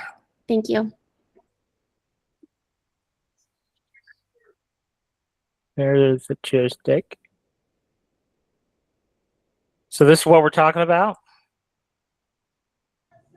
Yep, this is what, but I need Mhm. holes in it so I can put the zip ties to add the pom-poms. Okay, so you need a hole here and here on the ends? Yes. I got you. Okay. So we'll go ahead and add a primitive cylinder here. And this cylinder should be maybe 8 millimeters, something like that. Doesn't need to be huge. But 8 millimeters probably gets the job done. And let's go ahead and make this 40.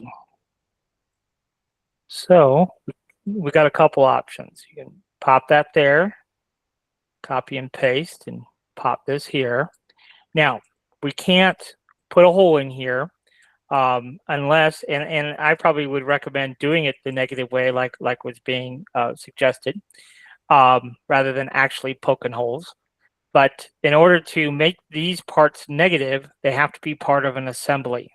So we have to take this part, control click this one, control click the handle, right click and merge.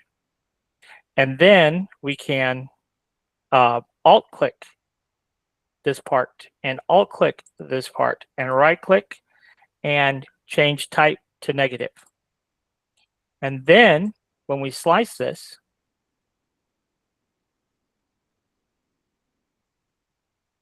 ta-da, we have holes. So much easier than the way I was trying. Thank you so much. So I will go ahead and save this. So we'll do save project as, and I'll include it in the class files. So let me, and so you could just go into class files. Now, the one thing that is nice to,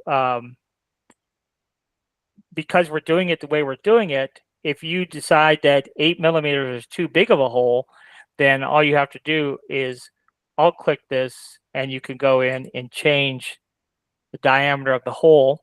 And this is like, you would do the same thing for your straw toppers. You know, sometimes some people are using 8 millimeter straws and some people are using 10 millimeter straws. You do the same thing that way. So you can just change the diameter of the hole, which is the diameter of the negative part, and then you'll have smaller holes. 6 millimeters probably the right size anyhow. It just needs to be big enough for the zip tie to get through. Are you printing it? This I gave you both options. Are you printing it standing up or are you printing it laying down? I think standing up is, I don't know, maybe a little bit better, but I've tried it both ways, just depending on. I've tried it both ways. you didn't really have a preference. I didn't really have a preference. Yeah. I get you. Okay.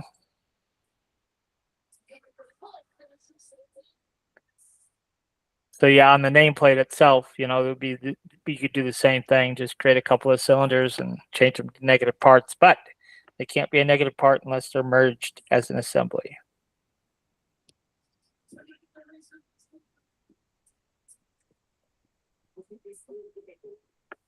Anything else you guys want to cover?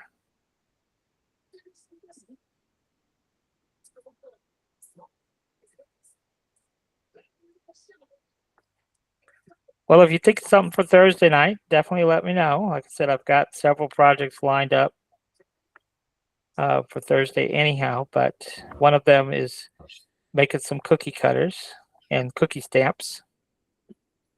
But I have some others too.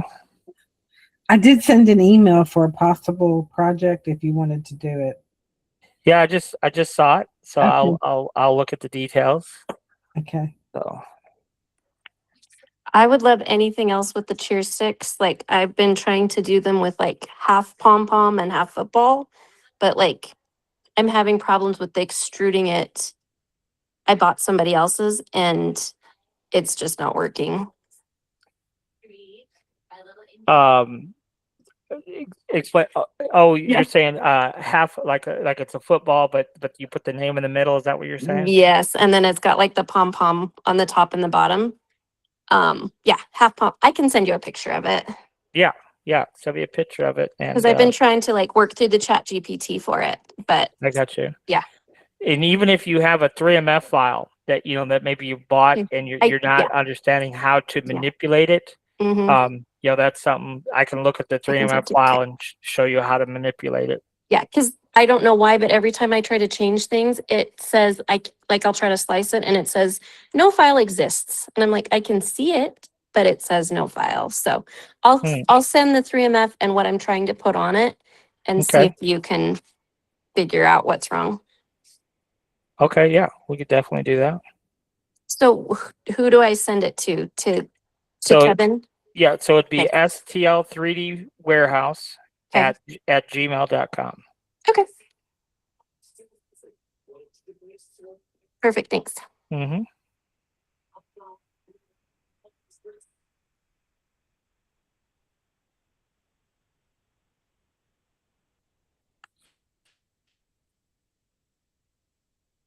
All right, guys. Well, if there's nothing else, I will let you go. And like I said, if you got a project you're working on, need some help with your design, whatever, send us the details and I will work through it. This will be posted on YouTube because this is one of our free classes. So I'll get all the design files bundled up and get those posted for you and get the video posted probably tomorrow. So you can review it if you want to. So until then, I will see you on Thursday. And Thank you so much. all right, guys. Thank you. All right. Bye-bye.